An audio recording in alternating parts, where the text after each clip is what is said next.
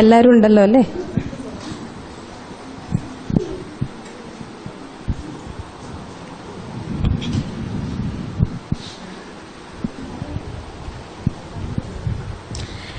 നിങ്ങൾക്ക് എല്ലാവർക്കും അറിയാം, എൻ്റെ പേര് ശ്രുതി എന്നാണ്. ഞാൻ കാസർഗോഡ് സ്വദേശിനിയാണ്. കാസർഗോഡ് ജില്ലയിൽ പെർളയാണ് എൻ്റെ നാട്. ജനിച്ചതൊരു ഹവ്യക്ക ബ്രാഹ്മണ സമുദായത്തിലാണ്. ഈ ഹവ്യക്ക എന്താണെന്നൊന്നും എന്നോട് ചോദിച്ചു വരരുത്, അതിൻ്റെ പേരൊന്നും ചെയ്യാൻ ഞാൻ പോയിട്ടില്ല. എന്തായാലും ഏറ്റവും ബ്രാഹ്മണ സമുദായത്തിൽ തന്നെ സ്ഥാനമാനങ്ങൾ കൂടിയ ഒരു വിഭാഗമാണെന്ന് കേട്ടറിവുണ്ട്. അതുകൊണ്ട് തന്നെ സമൂഹത്തിൽ ആ ഒരു വില സ്ഥാനം അതൊക്കെ അനുഭവിച്ചിട്ടുമുണ്ട്. നേരത്തെ സഹന ഇവിടെ പറഞ്ഞതുപോലെ ഒരു ഹിന്ദു എന്നതിനേക്കാൾ ഒരു അല്ലെങ്കിൽ ബ്രാഹ്മണ പെൺകുട്ടി എന്നുള്ള രീതിയിൽ ജീവിച്ച ഒരാളാണ് ഞാൻ. ഓർമ്മ ഉറയ്ക്കുന്ന കാലം മുതൽക്ക് ഒരുപാട് അനുഷ്ഠാനങ്ങൾ, ചടങ്ങുകൾ ഒക്കെ വീട്ടിൽ നടന്നു കണ്ടിട്ടുണ്ട്. ഈശ്വരൻ അല്ലെങ്കിൽ ദൈവം, ഈശ്വരൻ തന്നെ ഞാൻ പറയാൻ തുടങ്ങിയത് ഇവിടെ വന്നതിന് ശേഷമാണ്. അതുവരെ ദൈവം, പിന്നെ സിനിമയിലൊക്കെ കാണുന്ന പോലെ ടി വിയിലൊക്കെ ഡയലോഗ്സ് കേൾക്കുമല്ലോ, എൻ്റെ ഈശ്വര, അങ്ങനെ തമാശയ്ക്ക് പ്രയോഗിച്ചിട്ടുള്ള പദമാണെന്നതിനുപരി ഈശ്വരൻ എന്ന് പോലും പറയുന്നത് ഇവിടെ വന്നതിന് ശേഷമാണ്. അതൊരു ദൈവം.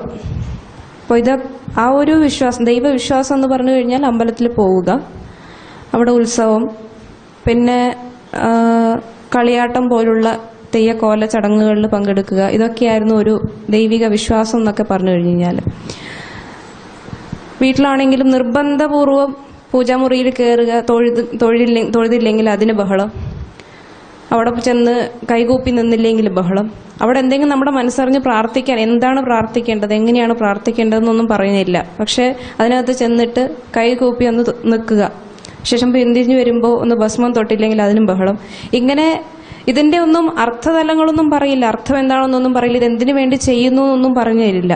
പക്ഷെ എന്തൊക്കെയോ കുറേ അനുഷ്ഠാനങ്ങളുണ്ട്, കുറേ ചടങ്ങുകളുണ്ട്, അത് മാത്രമേ അറിയാവുന്നുള്ളൂ. കുറച്ചുകൂടെ മുതിർന്ന് നമ്മൾ 10ാം ക്ലാസ്സിലൊക്കെ പഠിക്കുമ്പോൾ സർട്ടിഫിക്കറ്റിൽ മതം എന്ന, ഏതാണ് റിലീജിയൻ എന്നുള്ള ആ ഒരു ഭാഗത്ത് ഹിന്ദു എന്ന് ചേർക്കുന്നത് കൊണ്ട് ഹിന്ദു ആണെന്ന് അറിയാം. അതിൽ കൂടുതലൊന്നും ഹിന്ദുത്വത്തെക്കുറിച്ചോ ഹിന്ദു ധർമ്മത്തെക്കുറിച്ചിട്ടൊന്നും അറിയാത്തവളായിരുന്നു ഞാൻ. പിന്നീട് ഞാൻ ഗ്രാജുവേഷനോട് കൂടി കോളേജ് വിദ്യാഭ്യാസത്തിലേക്ക് കടന്നപ്പോഴത്തേക്ക് അവിടെ എനിക്ക് എൻ്റെ സഹപാഠികളായിട്ടുണ്ടായിരുന്നത് കൂടുതലും മുസ്ലിം പെൺകുട്ടികളായിരുന്നു. വളരെ കൗതുകമായിരുന്നു എനിക്ക് അവരെ കാണുമ്പോൾ. തട്ടമൊക്കെ ഇട്ട് നല്ല കാണാൻ ഒരു ഇമ്പം, എന്തോ ഒരു ഇമ്പം, അവരിലേക്ക് അവരെന്തോ ആകർഷിക്കുന്നുണ്ടായിരുന്നു. അങ്ങനെ അവരോട് കൂടുതൽ കൂടാൻ തുടങ്ങി. ഹിന്ദു പെൺകുട്ടികൾ കുറവായതുകൊണ്ട് തന്നെ കൂടുതൽ അടുപ്പം, പിന്നെ കൂടുതൽ റിസർവ്ഡ് ആയിട്ടുള്ളൊരു ക്യാരക്ടറായിരുന്നു ആ കാലഘട്ടത്തിൽ. അപ്പോൾ കൂടുതൽ ആരോടും പരിചയപ്പെട്ടൊന്നും പോവില്ല, തൊട്ടടുത്തിരിക്കുന്നവരുമായിട്ടുള്ള അടുപ്പം മാത്രമേ ഉണ്ടാവുള്ളൂ. അങ്ങനെ തൊട്ടടുത്തിരുന്നുണ്ടായിരുന്നതെല്ലാം മുസ്ലിം പെൺകുട്ടികളായിരുന്നു. പിറകിലത്തെ ബെഞ്ചിലാണെങ്കിലും ഫ്രണ്ടിലാണെങ്കിലും സൈഡിലാണെങ്കിലും ഒക്കെ. അങ്ങനെ ഈ മുസ്ലിം പെൺകുട്ടികളുമായിട്ടുള്ള അടുപ്പം, ഈ ഇടവേളകളിൽ അവരുമായിട്ടുള്ള സംഭാഷണമൊക്കെ റിലീജിയസ് ആയിട്ട് ബന്ധപ്പെട്ടുള്ള സംഭാഷണങ്ങളാണ്. അവർ സംസാരിക്കുക, അവരുടെ മതപരമായിട്ടുള്ള കാര്യങ്ങൾ, അവരുടെ മതത്തിൽ ഇങ്ങനെയാണ്, നിങ്ങളുടെ മതത്തിൽ എങ്ങനെയാണെന്ന് അവർക്ക് എന്നോട് ചോദിച്ചറിയാൻ ഒരുപാട് കാര്യങ്ങൾ എന്നുള്ള രീതിയിൽ അവരെന്നോട് കുറേ കാര്യങ്ങൾ ചോദിക്കും. നിങ്ങൾ കുറേ ദൈവത്തിൽ വിശ്വസിക്കില്ലേ? അതെന്തിനാ അങ്ങനെ വിശ്വസിക്കുന്നത്? ഞങ്ങൾക്കൊരു ദൈവമല്ലേ ഉള്ളൂ, നിങ്ങൾക്ക് എന്താ അങ്ങനെ ഒരു ദൈവമായിട്ടില്ലാത്തത്? അതിൻ്റെ കാര്യം എന്താ? നിങ്ങൾ എന്തിനാ കുങ്കുമം വെച്ച് നടക്കുന്നത്? കയ്യിൽ കുറേ, നിങ്ങൾ പുറത്തിറങ്ങിയാൽ കാണാമല്ലോ, നിങ്ങളുടെ ആൾക്കാർ കയ്യിൽ കുറേ ചരടൊക്കെ കെട്ടി നടക്കുമല്ലോ, അതിൻ്റെയൊക്കെ അർത്ഥം എന്താ? മന്ത്രിക്കലും പൂജിക്കലും എന്നൊക്കെ പറയുമല്ലോ. മരങ്ങളായ മരങ്ങൾക്ക് ചുറ്റും കല്ലുകൊണ്ട് കെട്ടുന്ന കാണാം, അതിലൊക്കെ കുറേ കളർ പൊടികളൊക്കെ ഇടുന്നത് കാണാമല്ലോ. പിന്നെ പശുക്കളുടെയൊക്കെ കഴുത്തിൽ പൂമാലയൊക്കെ ഇട്ട് അവരെ കുറേ പൂജിക്കുന്നതൊക്കെ കാണാമല്ലോ. അതിൻ്റെ ആവശ്യം എന്താ? ഇങ്ങനെ കുറേ ചോദ്യങ്ങൾ എന്നോട് ചോദിക്കും. ഞാൻ എന്തുത്തരം പറയാൻ? എനിക്കെന്തറിയാൻ? ആകെ കൂടെ അറിയാവുന്ന വീട്ടിൽ കാണുന്ന ചടങ്ങുകളും ഹോമങ്ങളും പൂജകളും മാത്രമേ എനിക്കറിയുള്ളൂ. അത് പറഞ്ഞു കഴിഞ്ഞാൽ അവർക്ക് അത് അങ്ങനെയാണ് അതിൻ്റെ സമ്പ്രദായം എന്ന് പറഞ്ഞു കഴിഞ്ഞാൽ ഇതിൻ്റെ അർത്ഥം എന്താണെന്ന് കൂടുതൽ ചോദ്യം. ഈ ചോദ്യങ്ങൾക്കൊന്നും മറുപടിയില്ല. എന്നാൽ ഇവർ ചോദിച്ച് എന്നെ ബുദ്ധിമുട്ടിക്കുമ്പോൾ അവസാനം സൈകെട്ട് ഞാൻ അങ്ങോട്ട് ചോദിക്കും, നിങ്ങൾ ഈ ഏകദൈവം എന്നൊക്കെ പറയുമല്ലോ, എന്താ ഈ ഏകദൈവം എന്നൊക്കെ പറഞ്ഞു കഴിഞ്ഞാൽ ആരെയാ നിങ്ങൾ ആരാധിക്കുന്ന ആരെയാന്നൊക്കെ ഞാൻ അങ്ങോട്ട് ചോദിക്കും. അങ്ങനെ ഈ ചോദ്യോത്തരങ്ങളെല്ലാം, ഈ സംശയം തീർക്കലെല്ലാം അവരുടെ ആശയങ്ങൾ പതുക്കെ പതുക്കെ എന്നിലേക്ക് ഇൻജക്റ്റ് ചെയ്യുകയായിരുന്നു എന്നുള്ളത് ഞാൻ പിന്നീടാണ് മനസ്സിലാക്കുന്നത്. അപ്പോഴത്തേക്കും ഒരുപാട് വൈകിയിരുന്നു. ഇങ്ങനെ ഈ കൂട്ടുകാരിൽ നിന്ന് കിട്ടിയ അറിവുകളെല്ലാം തന്നെ എന്നെ ഇസ്ലാം മതത്തിലേക്ക് ആകർഷിക്കുന്നുണ്ടായിരുന്നു. പിന്നീട് ഗ്രാജുവേഷൻ കഴിഞ്ഞ് പോസ്റ്റ് ഗ്രാജുവേഷൻ ആയപ്പോൾ ഞാൻ പഠനവും പഠിപ്പിക്കലും അധ്യാപനവും ഒരുപോലെ നടത്തുന്ന ഒരാളായിരുന്നു. ഇപ്പോൾ കോളേജിൽ പഠിക്കുകയും ചെയ്യും, അതേ കോളേജിൽ തന്നെ പഠിപ്പിക്കുകയും ചെയ്യും, വേറൊരു സ്കൂളിലും ഞാൻ വർക്ക് ചെയ്യുമായിരുന്നു. അങ്ങനെ പഠനവും പഠിപ്പിക്കലും ഒരുപോലെ കൊണ്ടു നടന്നിരുന്ന ഒരാൾ. ഞാൻ പഠിപ്പിക്കാൻ പോയിക്കൊണ്ടിരുന്ന സ്കൂളെല്ലാം തന്നെ മുസ്ലിം മെജോറിറ്റി സ്കൂളുകളായിരുന്നു. അവിടെ ഭൂരിപക്ഷവും മുസ്ലിം കുട്ടികൾ തന്നെയാണ്, മുസ്ലിം മാനേജ്മെന്റാണ്, അധ്യാപകരും കൂടുതലും മുസ്ലിങ്ങൾ തന്നെയാണ് ഉസ്താദുമാരായിട്ടും. അപ്പോൾ ഇംഗ്ലീഷ് മീഡിയം സ്കൂളുകളിൽ ഒരു പീരീഡ് ഉണ്ട്, GK എന്ന് പറയും, ജനറൽ നോളജ്. കേൾക്കുമ്പോൾ ജനറൽ നോളജൊക്കെ കൊടുക്കുന്ന ഒരു പീരീഡ് ആണെന്നൊക്കെ വിചാരിച്ച് ഞാൻ അത് തന്നെയാണ് വിചാരിച്ചിരുന്നത്. പക്ഷേ അവിടെ ജനറൽ നോളജിന്റെ സമയത്ത് അവർ പഠിപ്പിച്ചുകൊണ്ടിരുന്നത് മദ്രസ ക്ലാസ് തന്നെ നൽകുമായിരുന്നു. ഖുറാനായിരുന്നു പഠിപ്പിച്ചുകൊണ്ടിരുന്നത്. ഞാൻ പലപ്പോഴും അത് എന്തുകൊണ്ട് എന്ന് അതിശയിച്ചു പോയിട്ടുണ്ട്. അപ്പോൾ പല അധ്യാപകന്മാരോടും ചോദിച്ചപ്പോൾ അവർ പറഞ്ഞത്, മതത്തിന് നമ്മൾ ഈ ജനറൽ നോളജൊക്കെ കൊടുത്തു കഴിഞ്ഞാൽ കുഞ്ഞു കുട്ടികൾക്ക് എന്ത് മനസ്സിലാവാനാണ്, അവർക്ക് പരീക്ഷയ്ക്കാവുമ്പോൾ എഴുതാനാവുമ്പോൾ മാത്രം പോരെ, അതുവരെ വെറുതെ പീരീഡ് എന്തിനാ നമ്മൾ കളയുന്നത്, അവർക്ക് അറിയാൻ മതപരമായിട്ടുള്ള എന്തൊക്കെ കാര്യങ്ങളുണ്ട് അത് പറഞ്ഞു കൊടുക്കുകയല്ലേ നമ്മൾ വേണ്ടത് എന്നാ പറയുന്നത്. ഈ മദ്രസ ക്ലാസ് GK പീരീഡിൽ കൊടുക്കുന്ന മദ്രസ ക്ലാസ്സിൽ കമ്പൈൻഡ് ആണ്. അതല്ലാതെ രാവിലെ 9:30 വരെയുള്ള ക്ലാസ്സുകൾ നടക്കുന്നുണ്ടെങ്കിലും, മദ്രസ ക്ലാസ് നടക്കുന്നുണ്ടെങ്കിലും 8:30 മുതൽ 9:30 വരെ ഒരു മദ്രസ ക്ലാസ് നടക്കുന്നുണ്ട്. അത് മുസ്ലിം കുട്ടികൾക്ക് മാത്രമാണ്. പക്ഷേ ഈ GK പീരീഡുകളിൽ കൊടുക്കുന്നുള്ള മദ്രസ ക്ലാസ്സുകൾ, ആ ക്ലാസ്സുകളിൽ മിക്സഡ് ആയിട്ടാണ് ഇരുത്തുന്നത്. അപ്പം അവിടെ ഹിന്ദു കുട്ടികളും അത് പഠിക്കുന്നുണ്ട്, അറബി ലിപികളൊക്കെ പഠിക്കുന്നുണ്ട്, അറബി ഭാഷയിൽ തന്നെ ഖുറാനും പഠിപ്പിച്ചു കൊടുക്കുന്നുണ്ട്. അപ്പം ഇതൊക്കെ അവരുടെ മതത്തോടുള്ള ആ സമയത്ത്, അങ്ങനെ ഒരു കാലത്ത് ഞാൻ അതിനെ പോസിറ്റീവായിട്ടാണ് ചിന്തിച്ചത്. ഞാൻ അവരോട് ചായ്വോടുകൂടിയായിരുന്നു. കാരണം അവർ മതത്തിന് ഇത്രയും ഒരു പ്രാധാന്യം കൽപ്പിക്കുന്നു, അവരുടെ ദൈവസങ്കല്പത്തിന് അവർ ഇത്രയും പ്രാധാന്യം കൽപ്പിക്കുന്നു, അവർക്ക് അനുഷ്ഠിക്കാൻ ഒരുപാട് കാര്യങ്ങൾ ഇവിടെ ചോദിച്ചു കഴിഞ്ഞാൽ ഒരുപാട് കാര്യങ്ങൾ അവർക്കറിയാം, അവരുടെ സ്പിരിച്വലായിട്ട് അവരുടെ കാര്യങ്ങൾ ഒരുപാട് അവർക്കറിയാം. പക്ഷെ ഒരു ഹിന്ദു ധർമ്മത്തിൽ ജനിച്ചിട്ട് ധർമ്മത്തെക്കുറിച്ചിട്ട്, ഹിന്ദു മതത്തെക്കുറിച്ചിട്ട്, ധർമ്മം എന്നുള്ള പദം തന്നെ ഉച്ചരിക്കുന്ന ഇവിടെ വന്നിട്ടാ, മതത്തെക്കുറിച്ചിട്ട് എനിക്ക് അറിയുന്നില്ല. ആകെ കൂടെ അറിയാവുന്നത് ഞാൻ ജനിച്ചു വളർന്ന ജാതി മാത്രമാണ്. ഈ അപകർഷതാബോധം, എന്റെ മതത്തെക്കുറിച്ച് എനിക്ക് അറിയുന്നില്ല, അറിയാനുള്ള വ്യവസ്ഥയുമില്ല, ആരോടും ചോദിക്കാൻ പറ്റില്ല. കാരണം ചോദിക്കാനുള്ള സ്വാതന്ത്ര്യം പണ്ടേ മുച്ചൂട് നശിപ്പിക്കപ്പെട്ടിട്ടുള്ളതാണ്. കാരണം കുട്ടിക്കാലത്ത് ക്ഷേത്രങ്ങളിൽ പോകുമ്പോൾ അവിടെ പ്രസിദ്ധമായൊരു ക്ഷേത്രമുണ്ട്, മധുർ വിഘ്നവിനായക ക്ഷേത്രം എന്ന് പറയും. ആ ക്ഷേത്രത്തിലെ വേദപഠന ക്ലാസ്സുകളുണ്ട്, വേദങ്ങളൊക്കെ പഠിപ്പിക്കും. അപ്പൊ കുഞ്ഞായിരുന്നപ്പോൾ ഞാൻ വേദം പഠിക്കാൻ പോയി അവിടെ ആ ക്ഷേത്ര ദർശനത്തിന് പോയ സമയത്ത് അവിടെ വേദം പഠിക്കുന്ന ആൺകുട്ടികൾ ഒരുപാടുണ്ട്. അങ്ങനെ അവർ മന്ത്രം ചൊല്ലുന്നതൊക്കെ കേൾക്കുമ്പോൾ വേദം പഠിക്കണം എന്നുള്ള ഒരു കൊതിയുണ്ടായിരുന്നു. ഞാനും പഠിച്ചോട്ടെ, എന്നെ ഇവിടെ ചേർത്തുവോ എന്ന് ചോദിച്ചപ്പോൾ എൻ്റെ ജാതിയിലെ, ഞാൻ ജനിച്ചു വളർന്ന ജാതിയിലെ പൂർവികൻ മുതിർന്ന ആൾക്കാർ എന്നോട് ചോദിച്ച ചോദ്യം, എന്ത് അസംബന്ധമാണ് ഈ പറയുന്നത്? പെൺകുട്ടികൾ മന്ത്രം പഠിക്കുവോ? പെൺകുട്ടികൾ വേദം പഠിക്കുകയെ? അത് എവിടുന്ന് പഠിച്ചതാണ്? ഇത് ആര് പറഞ്ഞു തന്നിട്ട് അങ്ങനത്തെ ഒന്നും വിചാരത്തിലേക്ക് പോകരുത്. അങ്ങനെയൊന്നുള്ള സംസാരം അത് പാടില്ല. ഇനി അബദ്ധത്തിൽ ഒരു ദിവസം എല്ലാവരും ഒരു ഭയപ്പെടുത്തുന്ന രീതിയിലാണ് നമ്മുടെ ഈശ്വര സങ്കല്പത്തെയും ഈശ്വര പ്രതീകത്തെക്കുറിച്ചൊക്കെ പറഞ്ഞു തരിക.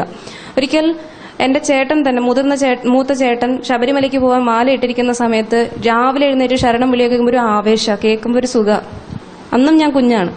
ഞാനും പറഞ്ഞു, എനിക്കും പോണം, എനിക്കും മാല ഇടണം. അപ്പോൾ ഉടനെ പറച്ചിലായി, അയ്യോ വാ പൊത്തി പിടിച്ചിട്ടാ, വാ ഇങ്ങനെ പൊത്തി പിടിച്ചിട്ട് പറയുക, അങ്ങനെയൊന്നും പറയാൻ പാടില്ല, അങ്ങനെയൊന്നും പറയരുത്. കുഞ്ഞു മനസ്സാ. അപ്പം പേടിച്ചു പോയി. എന്തോ മഹാപാതകം ചെയ്ത പോലെയാണ് എന്നോട് അവർ പെരുമാറുന്നത്. അങ്ങനെയൊന്നും പറയാൻ പാടില്ല, അതൊക്കെ ഒരു യോഗമാണ്, അതങ്ങനെ നമ്മൾ പറയേണ്ട കാര്യങ്ങളൊന്നും അല്ല. കൊണ്ടുപോകാനുള്ള ബുദ്ധിമുട്ട്, ആ കുഞ്ഞു പ്രായത്തിൽ എനിക്ക് പോകാവുന്ന സ്വാതന്ത്ര്യം ഉണ്ടായിരുന്നു അവിടെ. 10 വയസ്സ് വരെയുള്ള കുട്ടികൾക്ക് അവിടെ പോകാം. എന്നെ അങ്ങോട്ട് വരെ കൊണ്ടുപോകാനുള്ള ബുദ്ധിമുട്ട് കൊണ്ട് എന്നെ പേടിപ്പിച്ചു കഴിഞ്ഞാൽ എനിക്ക് ഈ ചോദ്യത്തിനുള്ള മറുപടി കിട്ടുന്നില്ല. 1, 2 ഈശ്വര പ്രതീകങ്ങളെ കുറിച്ച് തന്നെ ഒരു ഭയമാണ്. അതിനുശേഷം ഞാൻ സ്വാമി അയ്യപ്പൻ എന്ന് കേൾക്കുമ്പോഴേ പേടി എനിക്ക്. മിണ്ടാൻ പേടി. അയ്യോ അയ്യപ്പന്റെ പേര് പോലും പറയാൻ പാടില്ലേ, പറഞ്ഞു വലിയ മഹാപരാധമായിപ്പോയോ. പിന്നീട് ഒരിക്കൽ ഈ ഓം നമഃ ശിവായ സീരിയൽ കണ്ടുകൊണ്ടിരിക്കുന്ന സമയത്ത് ദേവിമാരെയൊക്കെ മാതാ മാതാ മാതാ എന്ന് വിളിക്കുന്നത് കേൾക്കാം. മാതാശ്രീ മാതാശ്രീ എന്നൊക്കെ വിളിക്കുന്നത് കേൾക്കാം. അപ്പം ഞാനൊരു സംശയം ചോദിച്ചു, പരമേശ്വരനെ പക്ഷെ അങ്ങനെയൊന്നും വിളിക്കില്ല, പിതാവെന്നൊന്നും വിളിക്കുന്ന അവിടെ കേൾക്കണില്ല. അപ്പം ഞാൻ ചോദിച്ചു, എന്തുകൊണ്ടാണ് പരമേശ്വരനെ പ്രഭോന്ന് മാത്രം വിളിക്കുന്നത്, എന്തുകൊണ്ട് അച്ഛാന്ന് വിളിക്കില്ല, പിതാവെന്ന് വിളിക്കില്ല, എന്തുകൊണ്ട്? ഉടനെ അവിടെ അപ്പോൾ ആ പരിസരത്ത് ഒരു കുഗ്രാമമായിരുന്നു, ആ പരിസരത്തുള്ള വലിയ വെളിച്ചെത്താത്ത സ്ഥലമാണെന്നൊക്കെ പറയില്ലേ, ഇലക്ട്രിസിറ്റി ഒക്കെ ഉണ്ടെങ്കിലും TV ഒന്നും വലിയ കാര്യമായിട്ട് എവിടെ ഇല്ലാത്ത ഒരു പ്രദേശമാണ്. അപ്പം ഞങ്ങളുടെ വീട്ടിലാണ് ആദ്യമായിട്ട് TV വരുന്നത്. അപ്പോൾ അവിടെ ഈ സീരിയൽ കാണാൻ രാത്രി 9 മണിയാകുമ്പോഴത്തേക്കുള്ള പെണ്ണുങ്ങളെല്ലാം തന്നെ വരും, എല്ലാ പെണ്ണുങ്ങളും വരും. അപ്പോൾ പെണ്ണുങ്ങൾ വന്നിട്ട് അതിലൊരു വയസ്സായിട്ടുള്ള ഒരു അമ്മ എന്നോട് ഇത് ഞാൻ ഇങ്ങനെ ചോദിച്ചപ്പോൾ തന്നെ അവർക്ക് കന്നഡ മനസ്സിലാവും, തിരിച്ച് പറയാൻ പറ്റില്ല, പക്ഷെ മനസ്സിലാവും. ഞാനിത് അച്ഛനോട് ചോദിക്കുന്ന കേട്ടപ്പോൾ ഉടനെ എന്നോട് പറയേ, എന്തീ പറയുന്നു, അമ്മയുടെ അമ്മ എന്ന് വിളിക്കുന്ന പോലെയല്ല, അച്ഛാന്ന് വിളിക്കുമ്പോൾ അച്ഛൻ ഒന്നേ ഉണ്ടാവുള്ളൂ, അമ്മ എന്ന് ആരെയും വിളിക്കാം, അച്ഛൻ ഒന്നേ ഉള്ളൂ, അത് നമുക്ക് ജന്മം തരുന്ന അച്ഛനാ. എത്ര ലോ ലെവലിലായിട്ടാണ് ഈശ്വരനെ അവതരിപ്പിക്കുന്നത് നോക്കൂ. ഈശ്വരനെ കുറിച്ച് പറയുന്നു, അച്ഛൻ ഒന്നേ ഉള്ളൂ, അത് നമ്മൾക്ക് ജന്മം തരുന്ന, നമ്മളെ ജനിപ്പിക്കുന്ന അച്ഛൻ. അച്ഛനെ വിളിക്കാൻ പാടില്ല. അതേ അത് അന്നത്തെ ആ കുഞ്ഞു മനസ്സിലേക്കാണ് ഇവർ ഫീഡ് ചെയ്ത് തന്നുകൊണ്ടിരുന്നത്. എത്രമാത്രം പൊട്ടത്തരമാണ് ഈ ധാർമ്മികമായിട്ടുള്ള മേഖല, ആധ്യാത്മിക മേഖലയിൽ നമ്മുടെ സമൂഹം, ഹിന്ദു സമൂഹം, നമ്മളിത് ഉയർത്തിപ്പിടിക്കേണ്ടവരാണ്. നമുക്ക് മാത്രമായിട്ട് തന്നതൊന്നുമല്ല, നമ്മുടെ മാത്രം പേഴ്സണൽ സ്വത്തായിട്ട് തന്നതൊന്നുമല്ല ഈശ്വരൻ. എല്ലായിടത്തൊക്കെ എത്തിക്കാൻ തന്നൊരു ധർമ്മം, എല്ലായിടത്തൊക്കെ എത്തിക്കാൻ വേണ്ടിയിട്ട് ഈശ്വരൻ തന്ന വരമാണിത്. പക്ഷെ നമ്മളിത് മുന്നോട്ട് കൊണ്ടുപോകേണ്ടവരാണ്. അങ്ങനെയുള്ള നമ്മൾ നമ്മുടെ കുഞ്ഞു തലമുറകൾക്ക് പറഞ്ഞു കൊടുക്കുന്നത് ഇങ്ങനെയാണ്, അച്ഛനെന്ന് വിളിക്കാൻ പാടില്ല, അത് തെറ്റാണ്. ഇങ്ങനെയൊക്കെ കേട്ട് വളർന്ന ഞാൻ ഡിഗ്രി ലെവലിലേക്ക് എത്തുമ്പോൾ പക്വത വരുന്നൊക്കെ പറയാം, പക്ഷെ ഈ മേഖലയിൽ എനിക്ക് പക്വതയൊന്നുമില്ല, ആധ്യാത്മിക മേഖലയിൽ എനിക്ക് പക്വതയില്ല. ഇവർ ചോദിക്കുന്ന ചോദ്യങ്ങൾക്ക് ഞാൻ എന്തുത്തരം പറയണം? അതുപോലെ തെയ്യംകെട്ടിന്റെ കാര്യം ചോദിച്ചു കഴിഞ്ഞാൽ, ഇതിന്റെ ആന്തരികാർത്ഥം ചോദിച്ചു കഴിഞ്ഞാൽ ഇതൊക്കെ എങ്ങനെ ഉണ്ടായി, ഇതിലൊക്കെ സത്യമുണ്ടോ, ഇതിലൊക്കെ കാമ്പുണ്ടോ എന്ന് ചോദിച്ചു കഴിഞ്ഞാൽ കുശ്ചോദ്യം പാടില്ല. കുശ്ചോദ്യം എന്ന് പറഞ്ഞാൽ ചൂടുന്ന് ചോദിക്കാൻ പാടില്ല. ഇതൊക്കെ ഉള്ളതാണ്. കാരണം ഇത് കുറെ വർഷങ്ങളായിട്ട് പിന്തുടരുന്നുള്ളതാ. അത് ചോദിച്ചിട്ട് അതിന്റെ പിന്നാലെ പോകുന്നതൊക്കെ അഹങ്കാരത്തിന്റെ ലക്ഷണമാണെന്നാ പറയുക. പെൺകുട്ടികൾക്ക് അത്രയ്ക്ക് അഹങ്കാരം പാടില്ല. അപ്പൊ പിന്നെന്താ വഴി? ആകെയുള്ള വഴി വാലും ചുരുട്ടി മിണ്ടാണ്ടിരിക്കുക. ഇങ്ങനെ അടിച്ചമർത്തി ചോദിക്കാനുള്ള വ്യഗ്രതയെ പോലും അടിച്ചമർത്തി ഉള്ളിൽ ഭയം കൊണ്ട് നിറഞ്ഞു നിൽക്കുന്ന ഒരു സാഹചര്യമാണ്. ഇതിനെക്കുറിച്ചൊന്നും ചോദിക്കാൻ പറ്റുന്നില്ല. പിന്നെ തമാശയാണ്, ഓരോ ചടങ്ങുകളും തമാശയാ. ഇപ്പൊ സാറ് ഇവിടെ ക്രിസ്തു മതത്തിനെ കുറിച്ച് ക്ലാസ് എടുക്കുമ്പോൾ കുളിക്കാത്തവർ എന്നുള്ളൊരു പോർഷൻ എടുത്തിരുന്നു ഇല്ലേ? അത് മാത്രമല്ല, ഇവിടെ വന്നു കഴിഞ്ഞാൽ ഈ കാസർഗോഡിന്റെ ഒരു പകുതി അപ്പുറം കർണാടകയോട് ബന്ധപ്പെട്ടിട്ടുള്ള പെൺകുട്ടികളൊക്കെ വന്നു കഴിഞ്ഞാൽ ഇവിടെ ഉള്ളവർക്ക് പറയാനുള്ള അവർ കുളിക്കില്ല എന്നാണ്. സത്യത്തിൽ നിങ്ങൾ വിചാരിക്കണ പോലെ ഞങ്ങൾ കുളിക്കാത്തവരൊന്നും അല്ല. അതിന്റെ അർത്ഥം ഇവിടെ നിങ്ങൾ തലയും കഴുകി ദേഹം കഴുകുമ്പോഴാണ് കുളിക്കുക എന്ന് പറയുക. ഞങ്ങളുടെ അവിടെ കുളിക്കുക പറഞ്ഞാൽ ദേഹം കഴുകലിനെ കുളിക്കുക എന്ന് പറയും. പിന്നെ തല കഴുകുക എന്നുള്ള സെപ്പറേറ്റ് പറയുന്നോണ്ടാ. തല ആഴ്ചയിൽ 2 ദിവസം മാത്രമേ അവിടെ കഴുകുള്ളൂ. അത് ഈ വിശ്വാസത്തിന്റെ ഭാഗമാണ്. ആശയ മലിനീകരണം എന്നൊക്കെ പറയുന്നത് പോലെ തന്നെ ഒരു മലിനമാക്കപ്പെട്ട ഒരു സമ്പ്രദായം അത്. എന്നും കുളിക്കുക, എന്നും തല കുളിക്കുക എന്നല്ല, പനി പിടിക്കും, അസുഖങ്ങൾ വരും, തലയിൽ പ്രശ്നങ്ങൾ വരും. ഇങ്ങനെയൊക്കെയുള്ള പൊട്ടത്തരങ്ങൾ ഇങ്ങനെ പറഞ്ഞ് ഒരു നമ്മുടെ യഥാർത്ഥ കാര്യങ്ങൾക്ക് അവിടെ പ്രസക്തിയില്ല, അനുഷ്ഠാനമില്ല. എങ്ങനെ ഈശ്വരനെ ഉപാസിക്കണം ഇതിനെക്കുറിച്ചൊന്നും ഒരു അറിവുമില്ല. എന്തൊക്കെയോ പറയുന്നു, എന്തൊക്കെയോ അന്ധവിശ്വാസങ്ങളും കൊണ്ട് നടക്കുന്ന ആൾക്കാർ അങ്ങനെയുള്ളൊരു സമൂഹത്തിൽ വളർന്നു വരിക. ഈ അന്ധവിശ്വാസങ്ങൾ ചിരിപ്പിക്കുന്ന 2 അനുഭവം പറയാം. ഞങ്ങളുടെ ബ്രാഹ്മണ സമുദായത്തിൽ നടക്കുന്ന 2 ചടങ്ങുകളെ കുറിച്ച് എടുത്ത് പറയാം. ഒന്ന്, ഈ പൂജ അതുപോലുള്ള ഹോമം കാര്യങ്ങൾ വരുമ്പോൾ പിന്നെ കുടുംബക്കാർ മാത്രം, ആ ഏതോ വീട്ടിലാണോ ആ ചടങ്ങ് നടത്തുന്ന ആ വീട്ടിന്റെ അംഗങ്ങൾ മാത്രം, കെട്ടിച്ചു വിട്ടവർ അതിൽ ബാധകമാവുന്നില്ല, അതിലേക്ക് കല്യാണം കഴിഞ്ഞ് വന്നവരും ആ വീട്ടിലെ അംഗങ്ങൾ മാത്രമായിട്ടുള്ളവർ ഒന്ന് നമസ്കരിച്ച് ഇങ്ങനെ ഇരിക്കണം. മുട്ടുകുത്തി നമ്മൾ നമസ്കരിക്കുക, നെറ്റിയും കുത്തി നമ്മൾ നമസ്കരിക്കും. ആ രീതിയിൽ നമസ്കരിച്ചിരിക്കണം. അപ്പൊ അവിടെ കുറച്ച് പുരോഹിതന്മാരുണ്ടാവും, അവര് കുറെ മന്ത്രങ്ങളൊക്കെ ചൊല്ലും. അതിന്റെ അർത്ഥം അവിടെ കൂടിയിരിക്കണ ഒറ്റൊരെണ്ണത്തിനും അറിയത്തില്ല. ഒരു എത്ര പ്രായമുള്ളവരോട് ചോദിച്ചു കഴിഞ്ഞാലും ആ മന്ത്രം അത് ഈശ്വരന്റെ കാര്യമാണ്, അത്രേ ഉള്ളൂ. ഏത് ഈശ്വരനാണെന്ന് വെച്ച് കഴിഞ്ഞാൽ അതും അറിയില്ല. ആ മന്ത്രത്തിൽ ഏത് ഈശ്വരന്റെ മഹത്വം പറയുന്നു അതും അറിയില്ല. പോട്ടെ, എന്തിനോ ആർക്കോ വേണ്ടി തിളയ്ക്കുന്ന സാമ്പാറാണത്. അത് തിളച്ചോണ്ടിരിക്കട്ടെ എന്ന് കരുതി കഴിഞ്ഞു കഴിഞ്ഞാൽ മന്ത്രമൊക്കെ ചൊല്ലിക്കഴിഞ്ഞതിന് ശേഷം അവിടെയുള്ള പുരോഹിതൻ, മെയിനായിട്ടുള്ള പുരോഹിതൻ, കുറച്ച് കുങ്കുമത്തിലൊക്കെ മിക്സ് ചെയ്തിട്ടുള്ള കുറച്ച്, അതിന് മന്ത്രാക്ഷത എന്നാ പറയുക, ഈ അരി എടുത്ത് ഇങ്ങനെ തലകൂടെ ഇടും. അപ്പൊ ഈ അരിമണി ആരുടെയൊക്കെ തലയെ വീണിട്ടുണ്ടോ അവരൊന്നും അന്ന് വൈകുന്നേരം, അന്ന് നേരം വെളുത്തു കഴിഞ്ഞാൽ പിന്നെ തല കഴുകാം, അന്ന് തല കഴുകാൻ പാടില്ലെന്ന്, കുളിക്കാത്തവർ. ഇനി വേറൊരു സന്ദർഭം പറയാം. സാറ് ക്ലാസ്സിൽ സൂചിപ്പിച്ചിരുന്നു. ഞങ്ങളുടെ ഈ പണ്ട് മനുസ്മൃതിയിൽ പറഞ്ഞ പോലെ തന്നെ 8 തരം വിവാഹമാണ് മനുസ്മൃതിയിൽ പറഞ്ഞത്. ഈ ബ്രാഹ്മൺ സമൂഹത്തിൽ പണ്ട് ഇതുപോലെ 8ഓളം രീതിയിൽ, 8 തരത്തിലുള്ള വിവാഹമല്ല, 8ഓളം രീതിയിൽ വിവാഹ ചടങ്ങുകൾ ഉണ്ടായിരുന്നു. 8 അതിൽ കൂടുതൽ ഉണ്ടായിരുന്നു എന്ന് പറയുന്നത്. അതെല്ലാം ഇപ്പൊ ലോപിച്ച് കുറഞ്ഞു വരുന്നുണ്ട്. ഇപ്പോൾ ഒറ്റ ദിവസം കൊണ്ട് ചുരുക്കിയിട്ടുണ്ട്. അത് ഇന്നത്തെ യുവതലമുറ കുറെയൊക്കെ അതിൽ പൈസ വാരിയെറിയുന്നത് കൊണ്ടുള്ള സംഭവമാണ്. അപ്പോൾ ഈ വിവാഹ ചടങ്ങിന് മുമ്പ് ഒരു ദിവസം ഈ മഞ്ഞൾ കയ്യിൽ കെട്ടുന്ന ഒരു ചടങ്ങുണ്ട്, നാന്തി എന്നൊക്കെ ഞങ്ങൾ പറയും കന്നഡ ഭാഷയിൽ. അപ്പം അതിന് സാർ അന്ന് പറഞ്ഞത് കാശിക്ക് പോകുന്ന ചടങ്ങാണ്. ഇതിന്റെ സന്ദർഭം എന്താണെന്ന് വെച്ച് കഴിഞ്ഞാൽ, കല്യാണം കഴിക്കാൻ പ്രായപൂർത്തിയായിട്ടുള്ള പയ്യൻ കല്യാണം കഴിക്കാൻ പറ്റാത്തതുകൊണ്ട്, പെണ്ണ് കിട്ടാത്തതുകൊണ്ട്, കെട്ടിക്കാത്തതുകൊണ്ട് ദേഷ്യപ്പെട്ട് പിണങ്ങിപ്പോവുകയാണ്. അപ്പൊ പിണങ്ങി കാശിക്കാ പോകുന്നത്. എനിക്ക് കല്യാണം വേണ്ട, നിങ്ങൾ എന്നെ കല്യാണം കഴിപ്പിക്കുന്നില്ല, എനിക്കിനി ഇവിടെ നിൽക്കണ്ട, ഞാൻ പോവുകയാണെന്ന് പറഞ്ഞ് പിണങ്ങി കാശിക്ക് പോകാൻ നിൽക്കുകയാണ്. അപ്പൊ കച്ചയൊക്കെ കൊടുത്ത്, പിന്നെ പണ്ട് എപ്പോഴും ആരോ ചെയ്തതാണ് കേട്ടോ, അതിന്റെ ആ മഹാപാപം ഹവ്വ ചെയ്തതിന്റെ കുറ്റം ഇന്നും ക്രിസ്ത്യാനികൾ പേറുന്നുണ്ട്.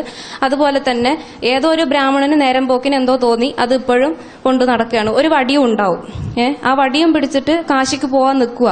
ഒരു 2-3 ചുവട് അങ്ങോട്ട് വയ്ക്കുമ്പോഴത്തേക്ക് ഈ കല്യാണ പയ്യന്റെ അമ്മാവൻ എന്ന് പറയുമ്പോൾ പെണ്ണിന്റെ അച്ഛനല്ല, ആ പ്രതീക്ഷയൊന്നും വേണ്ട.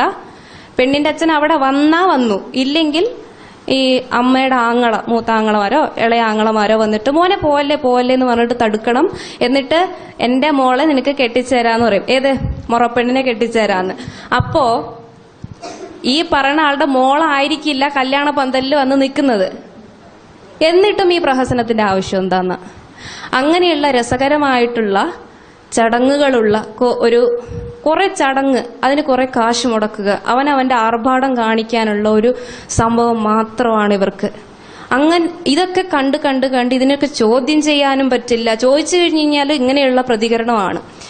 എന്തായാലും ഇവരെ തിരുത്താനോ പറ്റില്ല, ഇവരുടെ കാര്യങ്ങൾ അറിയാനും പറ്റില്ല. എന്നാൽ അറിയാൻ പറ്റുന്ന കാര്യങ്ങൾ ഒരു ഭാഗത്തുനിന്ന് വരുമ്പോൾ എവിടുന്ന് വെളിച്ചം വീശുന്നുവോ ആ വശത്തേക്കായിരിക്കും ചെടികൾ വളരുക. സൂര്യപ്രകാശം കിട്ടുന്ന ഭാഗത്തേക്കായിരിക്കും ചെടികളുടെ വളർച്ച. അതുപോലെ തന്നെ എനിക്ക് സൂര്യപ്രകാശം കിട്ടിക്കൊണ്ടിരുന്നത് ഇസ്ലാം മതത്തിൽ നിന്നായിരുന്നു. ക്രിസ്തു മതം ആ പരിസരത്ത് എവിടെയും കൂടുതൽ ഇല്ലാത്തതുകൊണ്ടും അവരെ എനിക്ക് പരിചയപ്പെടാനുള്ള സാഹചര്യം ഇല്ലാത്തതുകൊണ്ടായിരിക്കും. ഇല്ലെങ്കിൽ ഞാൻ രണ്ടും കൂടെ ആയിട്ട് എന്നെ ഏതെങ്കിലും പ്രാന്താശുപത്രിയിൽ കൊണ്ടുപോകാമായിരുന്നിരിക്കാം.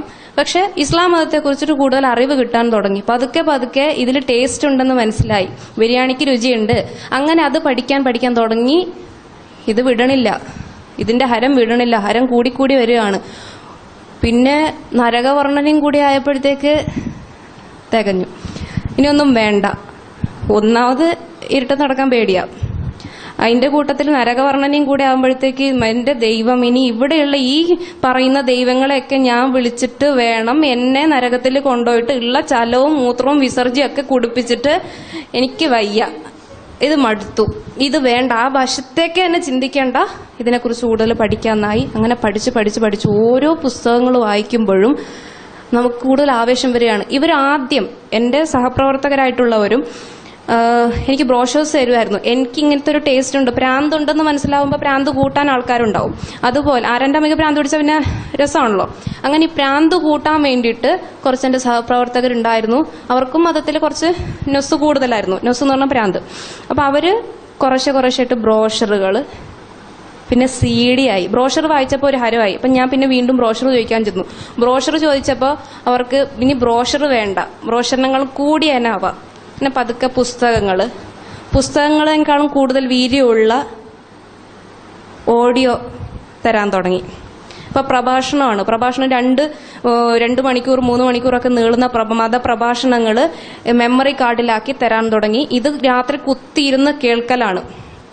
ഏറ്റവും കൂടുതൽ ഞാൻ 2 പ്രഭാഷകരുടെ പ്രഭാഷണങ്ങളാണ് കേട്ടിരുന്നത്. ആ പേരിവിടെ സൂചിപ്പിക്കണം. നൌഷാദ് ബാക്കവി, അതുപോലെ തന്നെ കബീർ ബാക്കവി. ഇവർ 2 പേരുടെ പ്രഭാഷണങ്ങളാണ് ഞാൻ ഏറ്റവും കൂടുതൽ കേട്ടിട്ടുള്ളത്. വളരെ വിദഗ്ധന്മാരാണെന്ന് പറഞ്ഞു കഴിഞ്ഞു കഴിഞ്ഞാൽ ഇത്രയ്ക്കും നീചമായിട്ടുള്ള, നിന്ദ്യമായിട്ടുള്ള, അവഗണിക്കപ്പെടേണ്ട ഇതുപോലൊരു മതത്തെ നല്ല കളർഫുള്ളായിട്ട് അവതരിപ്പിക്കാൻ പറ്റുന്ന വേറെ ആൾക്കാരുണ്ടോയെന്ന് വെച്ച് കഴിഞ്ഞാൽ വേറെ എനിക്കറിയില്ല. അത്രയ്ക്കും വിദഗ്ധമായിട്ടാണ് ഇവർ ശാസ്ത്രത്തെ കൂട്ടുപിടിച്ചുകൊണ്ട് അവതരിപ്പിക്കാറുള്ളത്. ഇന്ന് അവരുടെ പ്രഭാഷണം കേട്ടുമ്പോൾ എനിക്ക് തന്നെ ഇതെന്ത് ഫൂളിഷ്നെസ് ആണെന്ന് തോന്നാറുണ്ട്. പക്ഷെ അന്ന് എനിക്ക് സെലക്റ്റഡ് ആയിട്ടുള്ള പ്രഭാഷണങ്ങളാണ് എൻ്റെ സഹപ്രവർത്തകർ തരിക. അതിലേറ്റവും കൂടുതൽ ഞാൻ കേട്ടിരുന്നത് ഇസ്ലാമിലെ സ്ത്രീ സങ്കല്പം എന്നുള്ള പ്രഭാഷണമായിരുന്നു ഞാൻ കൂടുതൽ കേട്ടുകൊണ്ടിരുന്നത്. പർദ്ദയിട്ട് വരുമ്പോൾ സ്ത്രീക്കുള്ള സംരക്ഷണത്തെക്കുറിച്ച് ഇവർ വർണ്ണിക്കുന്ന വർണ്ണനകളൊക്കെ കേട്ട് ഞാനാകെ മുഹമ്മദിൽ അങ്ങ് മതിമറന്നുപോയി. ഒരു ഭയങ്കര ഫാനായിപ്പോയി. സഹിക്കാൻ പറ്റില്ല. മുഹമ്മദിനെ കാണണം എന്നുള്ള ഭ്രാന്തായിപ്പോയി. മുഹമ്മദ് ഇത്രയ്ക്കും ശ്രേഷ്ഠനായി, സ്ത്രീകൾക്ക് ഇത്രയും സ്ഥാനമാനങ്ങൾ കൽപ്പിച്ചിരുന്ന ഈ മുത്തു നബിയെ കാണാൻ എനിക്ക് കഴിയണം. ഈ മുത്തു നബിയെ പോലുള്ള നബിമാരെ കാണണമെങ്കിൽ എനിക്ക് സ്വർഗത്തിലേക്ക് എത്തണം. സ്വർഗത്തിലേക്ക് എത്തിയാൽ എനിക്ക് മുത്തു നബിയെ കാണാം, ഫാത്തിമുമ്മാനെ കാണാം, ആയിഷത്തായെ കാണാം, എല്ലാരെയും കാണാം. അതിന്റെ അപ്പുറം തന്നെ അള്ളാഹുവിന്റെ കയ്യിൽ നിന്ന് ഒരു ഗ്ലാസ് വെള്ളവും കിട്ടും. ഇതിന് വേണ്ടിയിട്ട് പിന്നെ ഹാർഡ് വർക്കാ, ഭയങ്കരമായിട്ട് അങ്ങ് ഹാർഡ് വർക്കായിരുന്നു. എന്താണ് ഹാർഡ് വർക്ക് എന്നറിയാമോ? 33 മണികളുള്ള ദസ്മമാല ഞാൻ തന്നെ ഉണ്ടാക്കി. ഒരു മാല പൊട്ടിച്ചിട്ട് അതിന്റെ 33 മണികൾ എടുത്തിട്ട് ദസ്മമാല ഉണ്ടാക്കി. കുത്തിയിരുന്ന് പിന്നെ ജപിക്കലാണ്. എന്താണെന്നറിയാവോ? സല്ലല്ലാഹു അലൈഹി വസല്ലം, സല്ലല്ലാഹു അലൈഹി വസല്ലം എന്ന് പറഞ്ഞ് എന്റെ ബാക്കിയുണ്ട് കേട്ടോ. പക്ഷെ അതിപ്പോ ഓർക്കണില്ല, വർഷം കുറേയായി. ഇത് പറയലാണ് പണി. രാത്രി കുത്തിയിരുന്ന് 12 മണി വരെ കുത്തിയിരുന്ന് ഇത് തന്നെയാണ് ജപിക്കല്. സ്വലാത്ത് ചൊല്ലിക്കഴിഞ്ഞാൽ 313 റൗണ്ട് സ്വലാത്ത് ചൊല്ലണം. നീണ്ട 2-4 വരിയുള്ള സ്വലാത്ത് 313 പ്രാവശ്യം ചൊല്ലിക്കഴിഞ്ഞു കഴിഞ്ഞാൽ അത് 3 ദിവസം അടുപ്പിച്ച് ചൊല്ലണം. ഇത് എന്നോടൊരു ഇവരുടെ ഒരു ആളുണ്ടല്ലോ മന്ത്രവാദമൊക്കെ ചെയ്യണ ഒരു തങ്ങളാണ് ഇത് പറയുന്നത്. എൻ്റെ സുഹൃത്തുക്കൾ പറഞ്ഞ് എനിക്ക് പരിചയപ്പെട്ടൊരു തങ്ങളുണ്ട്. അപ്പോൾ ഇവര് ഇസ്ലാം മതത്തിനോട് താല്പര്യമുള്ള ആൾക്കാർ വരുമ്പോൾ ഇവരുടെ പെരുമാറ്റമൊക്കെ ഒന്ന് ശ്രദ്ധിക്കേണ്ടതുണ്ട്. അത് 2 വ്യത്യാസമുള്ളത് ഞാൻ പറയാം. ഈ തങ്ങളിനെ ഞാൻ ആദ്യമായിട്ട് പരിചയപ്പെടാൻ പോകുമ്പോൾ ഇവര് പറഞ്ഞിട്ടുണ്ട് തങ്ങൾ മതത്തിൽ വലിയ ഇതുള്ള ആളാണ്. അപ്പൊ ആ തങ്ങളുടെ അടുത്ത് പോകുമ്പോൾ വിനയം ഉണ്ടാവണം. യഥാർത്ഥത്തിൽ ഒരു മുസ്ലിം വനിത എങ്ങനെയാവണോ ആ രീതിയിൽ തന്നെ പെരുമാറിയാലേ പറ്റുള്ളൂ. നിങ്ങൾ ഹിന്ദുക്കളെ പോലെ ആവരുത്. എന്റെ ജീവിത സാഹചര്യം കൊണ്ട് എനിക്ക് തട്ടുവിട്ട് നടക്കാനൊന്നും പറ്റത്തില്ല. ഈ തങ്ങളെ ഞാൻ പരിചയപ്പെടുമ്പോഴത്തേക്ക് ഞാൻ ഇസ്ലാം മതത്തിൽ ഒരുപാടങ്ങ് ഭ്രമിച്ചു പോയി കഴിഞ്ഞിരുന്നു. തട്ടവിടില്ല, പിന്നെ പർദ്ദയുടില്ല. ഈ 2 കുറവുകൾ ഒഴിച്ചു കഴിഞ്ഞാൽ ഞാൻ പൂർണ്ണമായിട്ട് ഒരു മുസ്ലിം വനിതയെ പോലെ പൊട്ടുകുത്തില്ല, ഒരു ഐബ്രോസ് എടുക്കില്ല, നഖം വെട്ടിക്കഴിഞ്ഞു കഴിഞ്ഞാൽ മുറ്റത്ത് കുഴിയാണ്. ഓരോ കുഴി കുത്തിയിട്ട് അതിനകത്ത് നഖം വെട്ടുംതോറും അതിനകത്തിട്ട് കുഴിച്ചു മൂടല. ഇതൊക്കെയാണ് പണി. അപ്പൊ അമ്മ ഇതൊക്കെ കാണുന്നുണ്ട്. അമ്മ ചിന്തിക്കും ഇവക്ക് എന്ത് ഭ്രാന്താണ് ഇതായത്. അത്രയും കാലം ഇല്ലാത്ത ഭ്രാന്താണ്. ഒരു ദിവസം നോക്കുമ്പോഴത്തേക്ക് കുഴി കുത്തണം, അതിൽ നഖം എന്തൊക്കെയോ കൊണ്ടുപോയിട്ടിടണ്, കുഴി മൂടണു. പിന്നെ നോക്കുമ്പോൾ പൈപ്പിന്റെ ചോട്ടിലായത് നേരം ഒരു 4-5 പ്രാവശ്യം പൈപ്പിന്റെ ചോട്ടിൽ പോകും. എന്നിട്ട് കാലും മുഖവും ചെവിയും മൂക്കും ഒക്കെ കഴുകും. രാവിലെ കുളിക്കും, വൈകിട്ട് കുളിയൊന്നും കാണില്ല. പക്ഷെ എന്നാലും പൈപ്പിന്റെ ചോട്ടിൽ നിന്ന് എഴുന്നേക്കാൻ നേരവുമില്ല. എന്താ ഇവള് ചെയ്യണേ? കയ്യും കാലും ഒക്കെ കഴുകും, ഓടിപ്പോവും, റൂമിനകത്ത് കുറ്റിയിടും. പിന്നെ കുറെ നേരത്തേക്ക് അവളെ കാണില്ല, ഒരു മിണ്ടാട്ടവും ഇല്ല, എന്തും കേൾക്കില്ല. അമ്മ കാതുകൂർപ്പിച്ചവരെ കേട്ടിട്ടുണ്ട്. എന്തെങ്കിലും അവൾ അവിടെ അതിന്റെ അകത്ത് പറയുന്നുണ്ടോ? അതുപോലും ഇല്ല. എന്താ സംഭവം എന്നറിയാമോ? ഒതു കൊടുത്തിട്ട് പോയിട്ട് നിസ്കരിക്കണതാ. അപ്പൊ നിസ്കരിക്കാൻ അതിനേക്കാളും കഷ്ടപ്പാടാ. ഈ തങ്ങളിനെ കണ്ടതിന് ശേഷം നിസ്കാരത്തിന്റെ ഭ്രാന്ത് കൂടിയിട്ടുണ്ട് എനിക്ക്. ആദ്യം തങ്ങളിനെ കണ്ട സന്ദർഭം പറയാം. തങ്ങളുടെ അടുത്ത് പോവേ സാരിയുടെ ഇത് പർദ്ദയൊന്നും ഇടാൻ പറ്റത്തില്ലല്ലോ. അപ്പോൾ സാരിയുടെ തെല്ലിങ്ങനെ ഇട്ടിട്ട് തലയും കുനിച്ചാ പോകുന്നത്, മുഖത്ത് വെക്കാൻ പാടില്ല. അപ്പൊ അവിടെ എത്തിയപ്പോ അന്യപുരുഷന്റെ മുഖത്ത് വെക്കാൻ പാടില്ലെന്നാ. ആകെ കൂടെ കാണിക്കാവുന്നത് നമുക്ക് ജന്മം തന്ന അച്ഛന്റെ മുമ്പിൽ, അത് മുസ്ലിം ആണെങ്കിൽ. മുസ്ലിം അല്ലെങ്കിൽ അച്ഛന്റെ അമുസ്ലിം ആണെങ്കിൽ കാണിക്കാൻ പാടില്ല. പിന്നെ കാണിക്കാവുന്ന ഭർത്താവിന്റെ മുമ്പിൽ. സഹോദരന്മാരുടെ മുമ്പിൽ പോലും പരിധിയുണ്ടെന്നാണ് എനിക്ക് പഠിപ്പിച്ചു തന്നിരുന്നത്.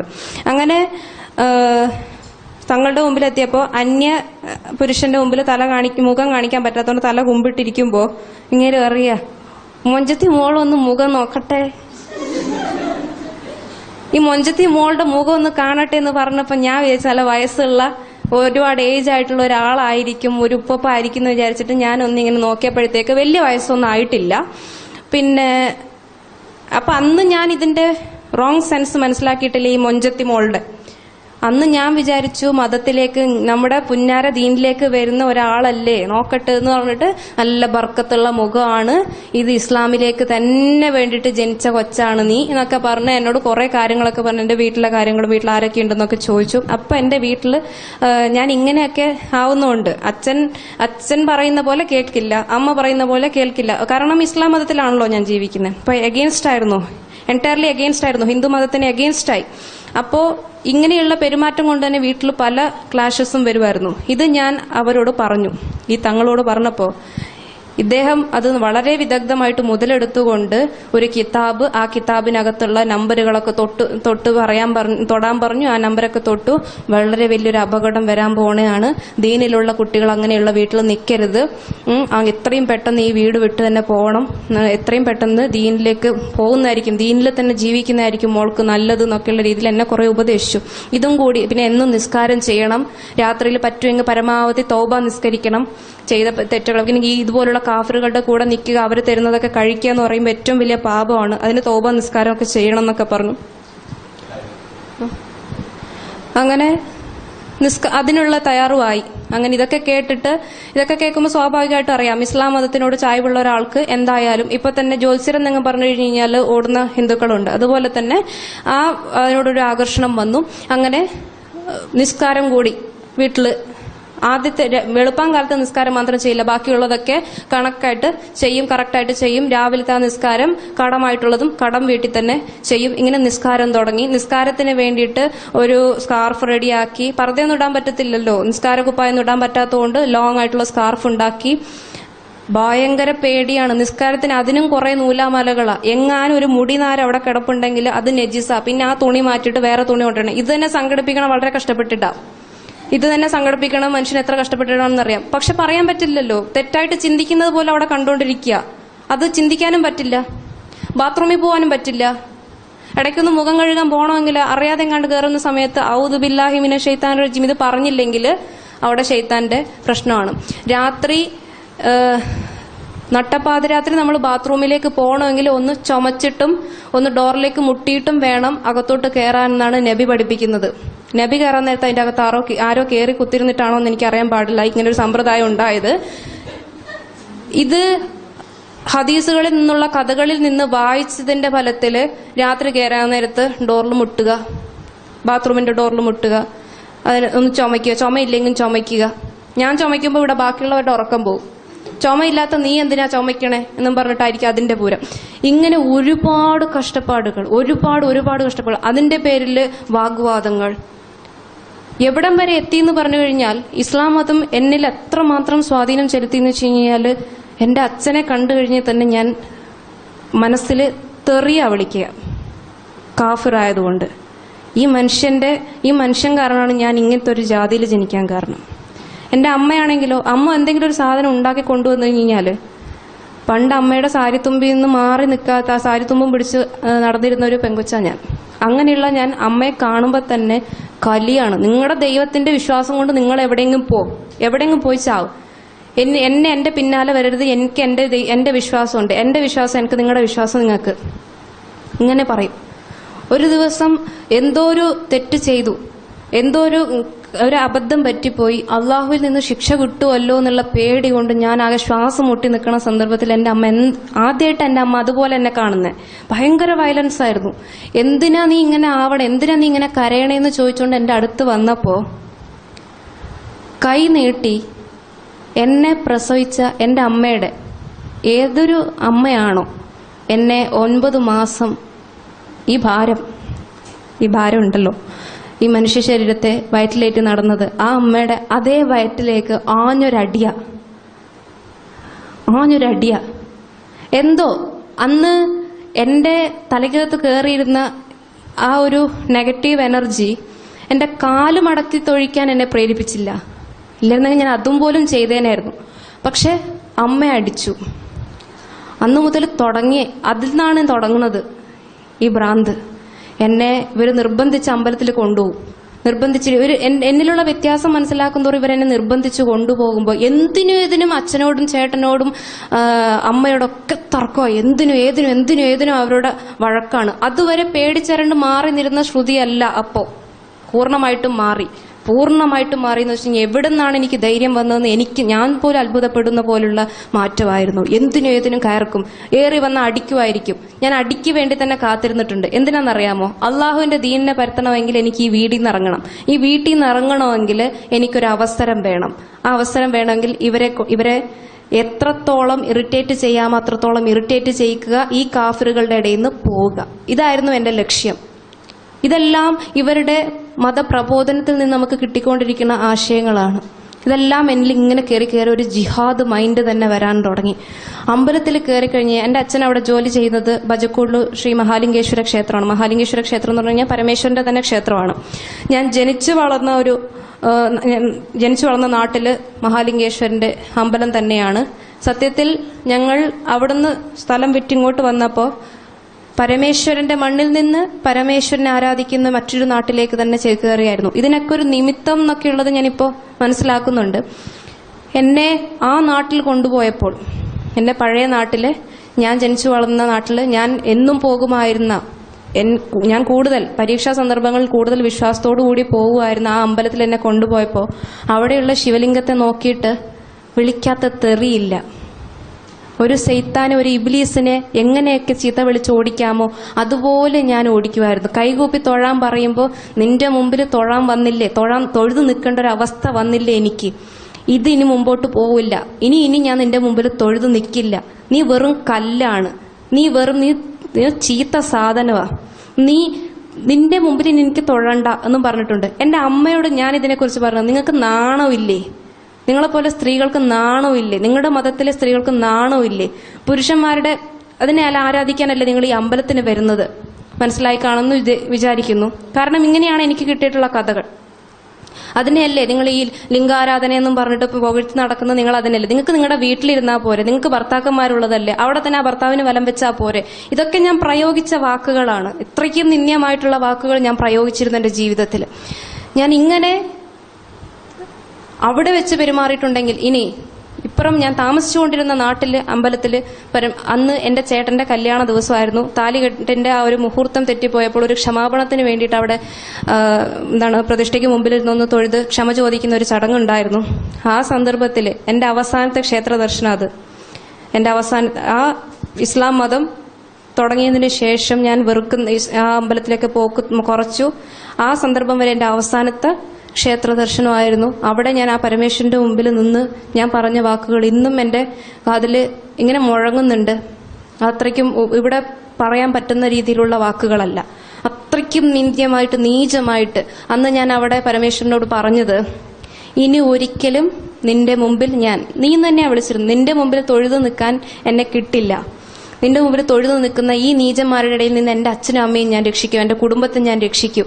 ഇവരുടെ തെറ്റിദ്ധാരണ നീക്കി, നീയല്ല ദൈവം, നിന്നെ പോലുള്ളവരല്ല ദൈവം, യഥാർത്ഥ ദൈവം എന്താണെന്നുള്ളത്, യഥാർത്ഥ ദൈവം അള്ളാഹു ആണ്, ഏകനായ അള്ളാഹു ആണ് എന്നുള്ളത് ഞാൻ പറഞ്ഞ് പഠിപ്പിച്ച് മാറ്റിയെടുക്കും എന്ന വാശിയോടുകൂടി അന്ന് അവിടെ കൈകൂപ്പി നിന്നിട്ടുണ്ട് അഭിനയത്താൽ. അത് കഴിഞ്ഞ് കുറച്ചാൾ കഴിഞ്ഞപ്പോൾ എനിക്ക് പിന്നെ ഒരു തരത്തിൽ എനിക്ക് നിൽക്കാൻ പറ്റുന്നില്ല. ഒരുമാതിരി കാഫറുകളുടെ ഇടയിൽ നിൽക്കുന്നതുകൊണ്ട്, അമുസ്ലിങ്ങളുടെ ഇടയിൽ നിൽക്കുന്നതുകൊണ്ട് ഇവർ തരുന്ന ഭക്ഷണം കഴിക്കാൻ പറ്റുന്നില്ല. അമ്മയെ കാണുമ്പോൾ തന്നെ ദേഷ്യം, അച്ഛനെ കാണുമ്പോൾ തന്നെ ദേഷ്യം. ഇനി കാത്തു നിന്നിട്ട് കാര്യമില്ല. എനിക്ക് തട്ടുകൂടാതെ പർദ്ദ ധരിക്കാതെ യഥാർത്ഥ മുസ്ലിം വനിതയായിട്ട് ജീവിക്കാനാവില്ല. ഞാൻ ഇനി എത്രയൊക്കെ നോമ്പുകൾ എടുത്താൽ പോലും എന്നെ കൊണ്ടാവില്ല. ഇനി ഞാൻ ഇസ്ലാം മതത്തെ ഇങ്ങനെ നിന്നുകൊണ്ട് എനിക്ക് പ്രചരിപ്പിക്കാനാവില്ല. ഇസ്ലാം മതം പ്രചരിപ്പിക്കണം, ദീനിലേക്ക് കൊണ്ടുവരണം. കാരണം ഞാൻ പഠിച്ചിട്ടുള്ളത്, ഒരാളെ മതത്തിലേക്ക് കൊണ്ടുവന്നാൽ 100 തവണ ഹജ്ജ് ചെയ്തതിന്റെ കൂലിയുണ്ടെന്ന, കൂലിക്ക് വേണ്ടി, സ്വർഗത്തിലേക്ക് പോകാൻ കൂലിക്ക് വേണ്ടി കാത്തു നിൽക്കുന്ന എനിക്ക് ഒരാളെ മാറ്റിയെടുക്കണം. എന്നെ കൊണ്ട് ഹജ്ജിന് പോയിട്ട് വരാനുള്ള അത്രയൊന്നും കൈമണിയൊന്നും എൻ്റെ കയ്യിലില്ല, കാശൊന്നും എൻ്റെ കയ്യിലില്ല. അപ്പോൾ എനിക്ക് ചെയ്യാവുന്ന ആകെ കൂടെയുള്ള വഴി മതം പഠിപ്പിച്ചു കൊടുക്കുക, മതം പഠിപ്പിച്ചു കൊടുത്തുകൊണ്ട് ആൾക്കാരെ ഇങ്ങോട്ട് കൊണ്ടുവരിക എന്നുള്ളതായിരുന്നു. അതുകൊണ്ട് ഞാൻ തീരുമാനിച്ചു. ഉടനെ തന്നെ അതിന് വേണ്ടുന്ന കാര്യങ്ങളെല്ലാം തന്നെ നെറ്റിൽ സെർച്ച് ചെയ്തു. സുഹൃത്തുക്കളും ഒക്കെ ആയിട്ട് ബന്ധപ്പെട്ടു. അവിടെയുള്ള പള്ളിയുടെ തൊട്ടടുത്തുള്ള പള്ളിയിലേക്ക് ഒരു ദിവസം ആരും കാണാതെ വെളുപ്പാങ്കാലത്ത് പോയിട്ട് അവിടെ പള്ളി ഉസ്താദിന്റെ കയ്യിൽ നിന്ന് കടലാസം സംഘടിപ്പിച്ചു. ആരോടും പറയരുതെന്ന് അദ്ദേഹത്തോടും പറഞ്ഞു. അവിടുന്ന് പിന്നെ ഒരു അഫിഡവിറ്റ് വേണം. അഫിഡവിറ്റിന് വേണ്ടിയിട്ട് ഒരു അഡ്വക്കേറ്റിനെ കണ്ടു പരിചയപ്പെട്ട് അദ്ദേഹം എല്ലാ കാര്യങ്ങളും പറഞ്ഞു. അദ്ദേഹം മതത്തെക്കുറിച്ചിട്ട് നല്ല കാര്യമാണെന്ന് പറഞ്ഞു. ഒരു മുസ്ലിം ആയിട്ടുള്ളൊരു അഡ്വക്കേറ്റ് ആയിരുന്നു. അദ്ദേഹത്തിന് ഈ അഫിഡവിറ്റ് തരാനുള്ള റൈറ്റ് തൽക്കാലം ഇല്ല, പക്ഷേ വേറെ ആളെ പരിചയപ്പെടുത്തി തരാം എന്നൊക്കെ പറഞ്ഞിട്ട് അവിടെ അരമണിക്കൂറോളം അദ്ദേഹവും സംസാരിച്ചു. അയാളും കുറെ മതത്തെക്കുറിച്ചിട്ട് പറഞ്ഞു, എന്നെ പ്രോത്സാഹിപ്പിച്ചു. ശരി, ഇതൊക്കെ കഴിഞ്ഞ് അഫിഡവിറ്റ് കിട്ടാനുള്ള കാലയളവൊന്നും എനിക്ക് കാത്തിരിക്കാൻ പറ്റത്തില്ല. വീട്ടിൽ പ്രശ്നങ്ങൾ കൂടി വരാൻ തുടങ്ങി. പിന്നെ ഇവിടെ നിന്നാൽ ശരിയാവില്ല. ഒരു ദിവസം അങ്ങ് പോയി. ഒരു ബന്ധു വീട്ടിലേക്കാണ് പോകുന്നത്. എന്നെ ഇനി കുറച്ച് ദിവസത്തേക്ക് വിളിക്കണ്ട, എനിക്ക് കുറച്ച് മനസമാധാനം വേണം എന്ന് പറഞ്ഞുകൊണ്ട് ഞാൻ കള്ളം പറഞ്ഞു, ബന്ധു വീട്ടിലേക്കാണെന്ന് പറഞ്ഞ് കള്ളം പറഞ്ഞ് വീട്ടിൽ നിന്ന് ഇറങ്ങി. നേരെ വിട്ടത് പൊന്നാനിയിലേക്കായിരുന്നു.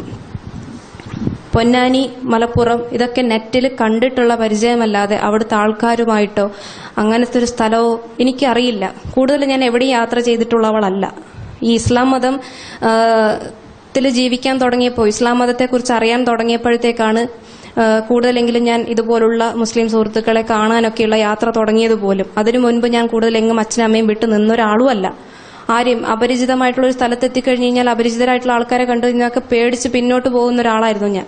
അങ്ങനെയുള്ള ഞാൻ ഒരു കൂസലും ഇല്ലാതെ, ഒരു പരിചയം ഇല്ലാത്ത ആ നാട്ടില് വൈകുന്നേരം രാത്രിയായിരുന്നു ഞാൻ അവിടെ എത്തിയത്, ഒരു 8 മണിയോടുകൂടി. ആ രാത്രി ചുറ്റിലും മുസ്ലിംസ് മാത്രമുള്ള ആ ഏരിയയിൽ തട്ടുവിട്ടിട്ടുണ്ട്. പക്ഷെ ഒരു കണ്ടാൽ തന്നെ അറിയാം ഹിന്ദു പെൺകുട്ടിയാണ് ഇപ്പൊ അതിലെ കൂടെ പോകുന്നുള്ളതെന്നുള്ള അവർക്ക് കണ്ടാൽ മനസ്സിലാവും. അവര് പല സിഗ്നൽസും കൊടുക്കുന്നുണ്ട്. എന്നോട് പറഞ്ഞു, അവര് എന്നെ തെറ്റിദ്ധരിച്ചിട്ടാണോന്നറിയില്ല, അങ്ങനെയൊന്നും ഒറ്റയ്ക്ക് വന്നാലൊന്നും എടുക്കില്ല എന്ന്. ആ പറഞ്ഞതിന്റെ പൊരുൾ എനിക്ക് മനസ്സിലായില്ല. ഒറ്റയ്ക്ക് വന്നാൽ എടുക്കില്ല എന്ന് പറഞ്ഞപ്പോ ഓക്കെ, നിങ്ങൾ ഇങ്ങനെ ചെയ്യുന്നത് ശരിയല്ല. പരിശുദ്ധമായൊരു ദീൻ സ്വീകരിക്കാൻ വന്ന ഒരു പെൺകുട്ടിയെ, ഇസ്ലാമായി ജീവിക്കാൻ ആഗ്രഹിച്ചു വന്ന ഒരു പെൺകുട്ടിയെ ഈ രാത്രിയിൽ ഇവിടുന്ന് ഇങ്ങനെ പറഞ്ഞു വിടുന്നത് ശരിയല്ല. നാളെ രാവിലെ വരെയെങ്കിലും എനിക്കൊരു ഷെൽട്ടർ തരാൻ പാടില്ലേ?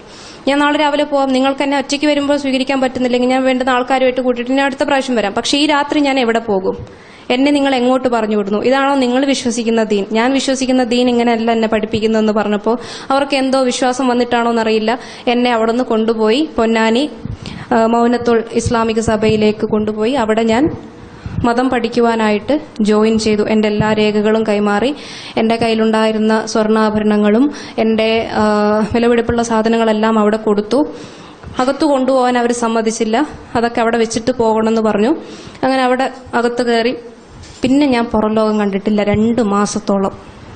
ഞാൻ പുറം ലോകം എന്ന് പറഞ്ഞ് കാണുന്നത് അവിടുത്തെ ജനലിലൂടെയുള്ള ആകാശം മാത്രം കാണുന്നതാണ്. ആ ജനലിലൂടെ ആകാശം കാണാം. അനീഷിന് നന്നായിട്ട് അറിയാം അവിടുത്തെ അനുഭവം എന്താണെന്നുള്ളത്. പുറം ലോകം കാണിക്കില്ല. അതിനകത്തുനിന്ന് പുറത്തോട്ട് പിന്നെ വരണമെങ്കിൽ പർദ്ദ ഇട്ടേ അവർ ഇറക്കുള്ളൂ. പർദ്ദ എന്ന് പറഞ്ഞു കഴിഞ്ഞാൽ മൊത്തം മറയ്ക്കും. ചിലപ്പോൾ കണ്ണുവരെ ഇങ്ങനെ മറയ്ക്കും. ആശുപത്രി കേസുകൾ അത്രയ്ക്കും നിവൃത്തിയില്ലാത്ത സാഹചര്യങ്ങളിൽ മാത്രം ആശുപത്രിയിലേക്ക് അവർ കൊണ്ടുപോകും. അല്ലാത്ത സന്ദർഭങ്ങളിൽ അവിടെ തന്നെ നിർത്തും. ഇപ്പൊ ഇവിടെ നിങ്ങൾ ചെറിയൊരു വിഷയം വരുമ്പോഴത്തേക്ക് നിങ്ങളെ ഹോസ്പിറ്റലിലേക്ക് പൊക്കി എടുത്തു കൊണ്ടുപോകാൻ ഇവിടെ ഒരു ചിത്ര ചേച്ചിയുണ്ട്, ശ്രുതി ചേച്ചിയുണ്ട്, ഇവിടെ അശ്വതിയുണ്ട്, എത്ര പേരുണ്ട്.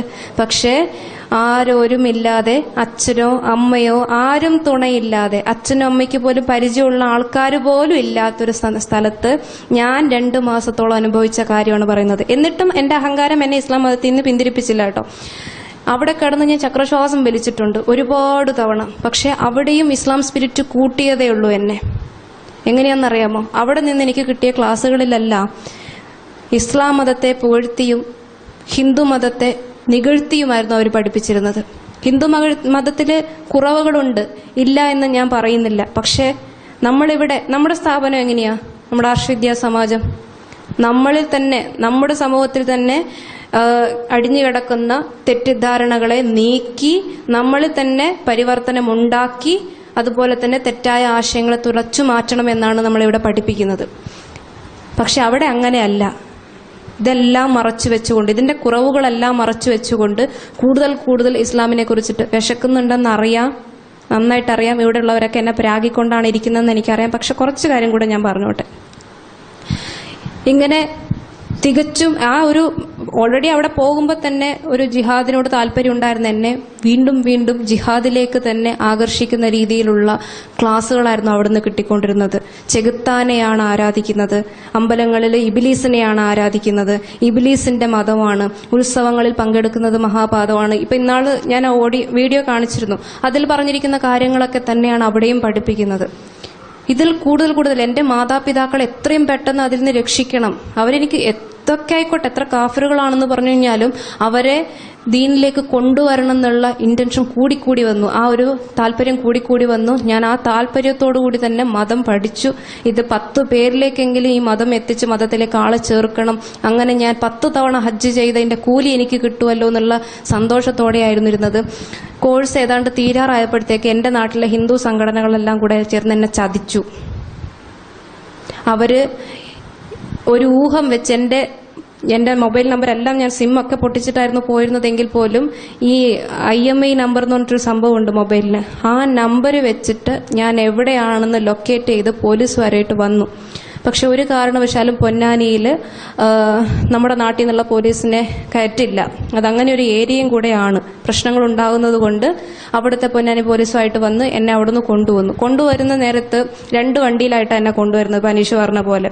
പക്ഷെ എന്നെ വാളം വെച്ചൊന്നും ഭീഷണിപ്പെടുത്തിയിട്ടൊന്നുമില്ല. വരാൻ നേരത്ത് അവിടെ മുതൽ എന്നെ കോടതിയിൽ ഹാജരാക്കേണ്ടതുണ്ടായിരുന്നു. കാരണം വീട്ടുകാർ മിസ്സിംഗ് കംപ്ലൈന്റ് കൊടുത്തുകൊണ്ടാണ് കൂടുതൽ അന്വേഷണമൊക്കെ വന്നതും. അങ്ങനെ കോടതിയിലേക്ക് കൊണ്ടുവരുന്ന നേരം വരെ തലങ്ങും വിലങ്ങും അപ്പുറത്തും ഇപ്പുറത്തും നിന്നുകൊണ്ട് എൻ്റെ ചേട്ടന്മാരും ചേട്ടത്തിയമ്മമാരും അച്ഛനും അമ്മയില്ല, അമ്മ അപ്പോഴത്തേക്ക് കിടപ്പിലാണ്. ഞാൻ മിസ്സിംഗ് ആണെന്ന് അറിഞ്ഞപ്പോൾ തൊട്ട്, ഞാൻ ബന്ധുവീട്ടിലാണെന്നാണല്ലോ ഇവരുടെ പ്രതീക്ഷ, വീട്ടിൽ വഴക്കായിട്ടാണ് പോയതും. അതുകൊണ്ട് ഇവര് ആ കുറച്ചു കാലത്തേക്ക് എന്നെ കുറിച്ച് കോണ്ടാക്ട് ചെയ്തില്ല. പക്ഷെ ഞാൻ അങ്ങനെയല്ല, കള്ളത്തരം പറഞ്ഞാണ് പോയത് എന്നുള്ളൊരു ഐഡിയ വന്നപ്പോഴത്തേക്ക് ഇവര് മിസ്സിംഗ് കംപ്ലൈന്റ് കൊടുത്ത് കുറെ അന്വേഷിച്ചു. ഞാൻ ഇവിടെ വന്ന അച്ഛന്റെ പോലെ തന്നെ അവസ്ഥയായിരുന്നു എന്റെ അച്ഛന്റെ അമ്മയുടെയും കാര്യം. അച്ഛൻ പിടിച്ചു നിന്നു, പക്ഷെ അമ്മയ്ക്ക് പറ്റിയില്ല. അമ്മ തളർന്നു കിടപ്പിലായി. നേരം വണ്ണം ഭക്ഷണം പോലും ഇറക്കാൻ പറ്റാത്ത അവസ്ഥ, വെള്ളം കുടിക്കാൻ പറ്റാത്ത അവസ്ഥ. അതുപോലെയായിരുന്നു എന്നെ സ്നേഹിച്ചത് എൻ്റെ അമ്മ. ഒന്ന് പിച്ചി പോലും എന്നെ നോവിച്ചിട്ടില്ല, ഒന്ന് നുള്ളി പോലും എന്നെ നോവിച്ചിട്ടില്ല എൻ്റെ അമ്മ. അതുപോലെ സാറിനൊക്കെ അറിയാം, അതുപോലത്തെ ഒരു വായിൽ കോലിട്ട് തിരിക്കാൻ പോലും അങ്ങോട്ട് കടിക്കാനോ പോവില്ല, അങ്ങനത്തെ ഒരു നിഷ്കളങ്കയായിട്ടുള്ള ഒരു അമ്മയാണ്. ആ അമ്മയാണ് ഞാൻ അന്ന് അടിച്ചിട്ട് വീട്ടിൽ നിന്നൊക്കെ ഇറങ്ങിപ്പോയത്. എന്നിട്ടും പഠിച്ചില്ല. നല്ല ആവേശമായിരുന്നു ഇറങ്ങിപ്പോകുമ്പോൾ. പക്ഷെ ഓരോരുത്തരുടെയും നോട്ടം, ഒരു പെൺകുട്ടിയായ ഞാൻ അത് സഹിച്ചുകൊണ്ട് ആ പള്ളിയുടെ അകത്തേക്ക് കയറി പോകുന്നത് മതമാറ്റ കേന്ദ്രത്തിലേക്ക് പോയതാണെന്ന്. അന്ന് ഒരു തവണ ഒന്ന് പതറിയിട്ടുണ്ട്, അയ്യോ വേണ്ടായിരുന്നു, ആരെങ്കിലും പരിചയക്കാരെ കൂട്ടിക്കൊണ്ടുവരാമായിരുന്നു. കാരണം നോട്ടം അതുപോലുള്ള നോട്ടമാണ്. എങ്കിലും എന്തോ ഒരു ധൈര്യത്തിൽ പിന്നെയും മുന്നോട്ട് പോവുകയായിരുന്നു. എന്നെ അവിടെ നിന്ന് കൊണ്ടുവന്നു, കോടതിയിൽ ഹാജരാക്കി. അവിടം വരെ ഞാൻ ആരുടെ വാക്കും കേൾക്കുന്നില്ല. അവിടെ എഴുതി കൊടുത്തതുപോലെ തന്നെ 2 ദിവസത്തേക്ക് മാത്രം മാറുന്നു, അത് കഴിഞ്ഞ് ഞാൻ തിരിച്ചു വരും എന്ന് ഞാൻ അവിടെ എഴുതി കൊടുത്തതിന്റെ പോലെ തന്നെ ആ വാശിയിൽ തന്നെയായിരുന്നു. അവരുടെ നമ്പർ അടക്കമെല്ലാം, അവിടുത്തെ ഉസ്താദിന്റെയൊക്കെ നമ്പരൊക്കെ കയ്യിലുണ്ടായിരുന്നു. ആരൊക്കെ പറഞ്ഞിട്ടും ഞാൻ കേൾക്കണില്ല. എന്നെ നന്നായിട്ട് അറിയാവുന്നൊരു ചേട്ടൻ ഉണ്ടായിരുന്നു അവിടെ, എൻ്റെ പെർള നാട്ടിൽ. ആ ചേട്ടൻ അവസാനത്തെ അറ്റ കൈക്ക് എൻ്റെ അമ്മയെ ജീപ്പിൽ കൊണ്ടുവന്നു, കോടതി വരെ കൊണ്ടുവന്നു, പോലീസ് സ്റ്റേഷൻ വരെ കൊണ്ടുവന്നു. പോലീസ് സ്റ്റേഷനിലൊക്കെ തട്ടമൊക്കെ ഇട്ട് വളരെ ഗാംഭീര്യത്തോടു കൂടിയാണ് ഞാൻ പോകുന്നത്. ആ പരിസരത്തുള്ള ആ നാട്ടിൽ എല്ലാവരും എന്നെ നോക്കുന്നുണ്ട്. പക്ഷേ ആരുടെ മുമ്പിലും പതറാത്ത മനസ്സോടുകൂടി ജിഹാദിയായിട്ടുള്ള ഇസ്ലാം മത വനിതയായ റഹ്മത്ത് നടന്നു പോവുകയാണ്. റഹ്മത്ത് എന്നായിരുന്നു എൻ്റെ പേര്. റഹ്മത്ത് നടന്നു പോവുകയാണ് പോലീസ് സ്റ്റേഷന്റെ അകത്തേക്ക്. ഒട്ടും കുലുങ്ങുന്നില്ല. പോലീസ് സ്റ്റേഷന്റെ അകത്ത് കയറിയപ്പോഴത്തേക്ക് പിന്നെ ഒന്നും വേണ്ട, അവിടെ ഒരാൾ എന്നെയും കാത്തിരിപ്പുണ്ട്. ആരാന്നറിയാവോ? കരഞ്ഞ് തളർന്ന് ഭക്ഷണം കഴിക്കാൻ പോലും നേരാൻ വണ്ണം ആവാതെ എന്നെയും കാത്ത് ഇങ്ങനെ, ഇന്ന് നമ്മുടെ വൈശാലിയെ കാണുന്നില്ലേ, അതുപോലെ ഏങ്ങലടിച്ച് കരയുന്ന എൻ്റെ അമ്മ, എനിക്ക് ജന്മം തന്ന എൻ്റെ അമ്മ. ആ അമ്മ എൻ്റെ മുമ്പിൽ നിന്ന് കരഞ്ഞു, ഒരുപാട് കരഞ്ഞു. എന്തിനാ എന്നെ വിട്ടു പോയതെന്ന് ഒന്ന് അടിച്ചു ചോദിക്കാൻ വേണ്ടിയിട്ട് ഇങ്ങനെ കൈ ഓങ്ങുമ്പോഴത്തേക്കും വീണു. എങ്കിലും ആ കൈ എന്റെ ദേഹത്ത് വീണിരുന്നു. എന്നിട്ടും ഞാൻ പറഞ്ഞു, ഇല്ല, എനിക്ക് പോണം. ഞാൻ അമ്മയെ സമാധാനിപ്പിക്കാൻ നോക്കിയിട്ടുണ്ടെങ്കിലും പക്ഷെ അമ്മ സമാധാനിക്കില്ല. ഞാൻ പോണം തന്നെയാ പറയുന്നത്, പോയില്ലെന്നല്ല പറയുന്നത്. അമ്മ കരയണ്ട, ഞാൻ അപകടത്തിലേക്കൊന്നും അല്ല പോകുന്നത്, ഞാൻ തിരിച്ചു വരും, പക്ഷെ എനിക്ക് പഠിക്കാൻ ഒരുപാട് കാര്യങ്ങളുണ്ട്. നീ തട്ടമെങ്കിലും മാറ്റുമോളെ എന്ന് പറഞ്ഞു. തട്ടവും മാറ്റാൻ ഞാൻ തയ്യാറല്ല. ഇതെന്റെ മതം പഠിപ്പിക്കുന്നതാണ്. നിങ്ങളുടെ മതം നിങ്ങൾ എങ്ങനെ വേണമെങ്കിൽ അനുകരിച്ചോ, ആരാധിക്കുക, എന്താ ചെയ്തോ. പക്ഷെ എന്റെ മതം ഇതല്ല പഠിപ്പിക്കുന്നത്.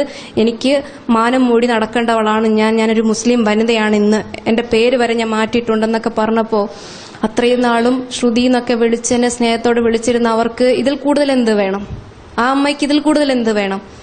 കൊടുക്കാവുന്നതിന്റെ ഏറ്റവും വലിയ ശിക്ഷയാണ് ഞാൻ എൻ്റെ അമ്മയ്ക്ക് നൽകിയിരുന്നത്.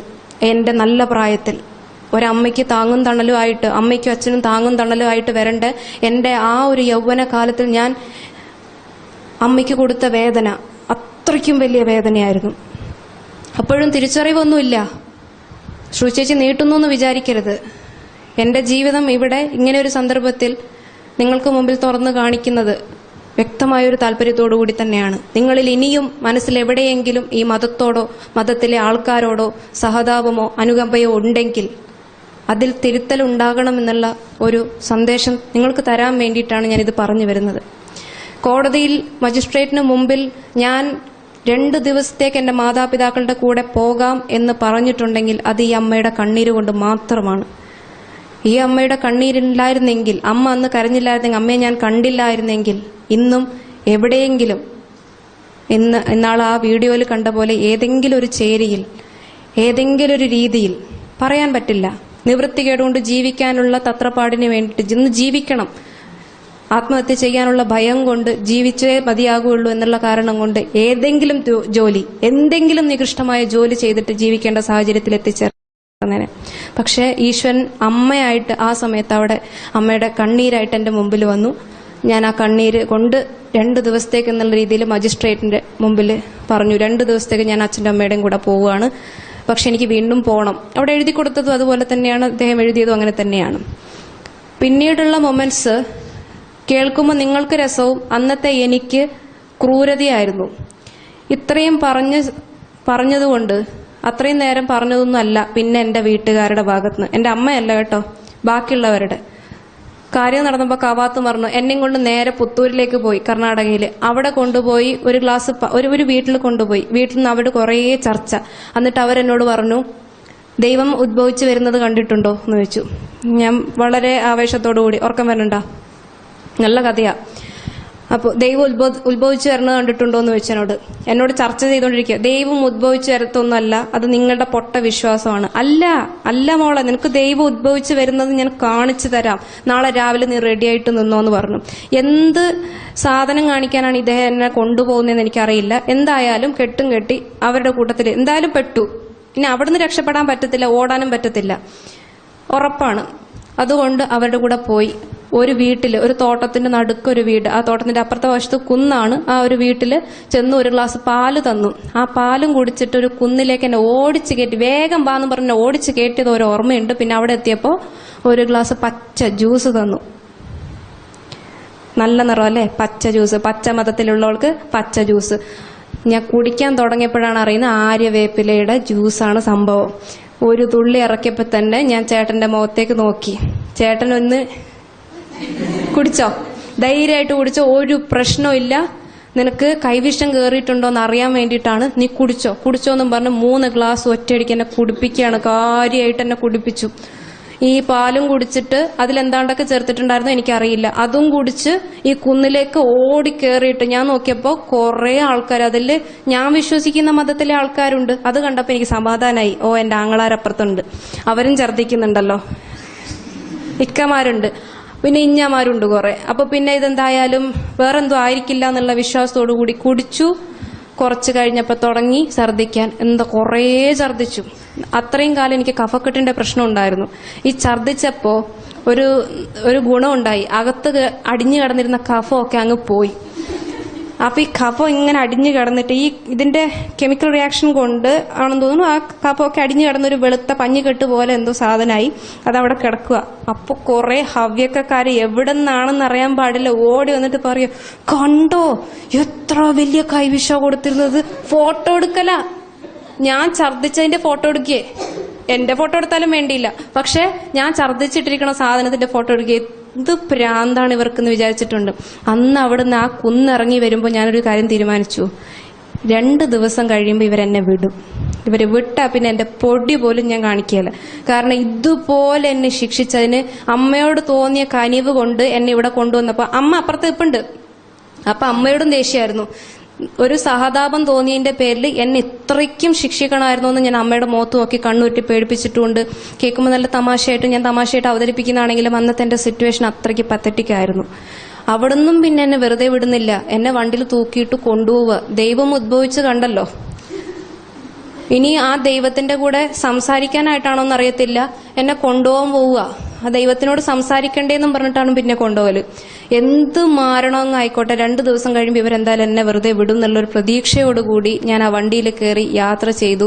കാഞ്ഞങ്ങാട് എത്തിയപ്പോഴത്തേക്ക് എനിക്ക് സംഭവം പിടികിട്ടി. ഇവരെന്നെ സംസാരിപ്പിക്കാൻ കൊണ്ടുപോവുകയല്ല, ഇവർ വേറെ എവിടെയൊക്കെയോ കൊണ്ടുപോവാണ്. വണ്ടിയിലിരുന്ന് ഞാൻ ബഹളമായി. ചേട്ടനോട് ചോദിച്ചു, എന്നെ സത്യം പറയണം, എന്നെ എങ്ങോട്ടാ കൊണ്ടുപോകുന്നതെന്നുള്ളത്.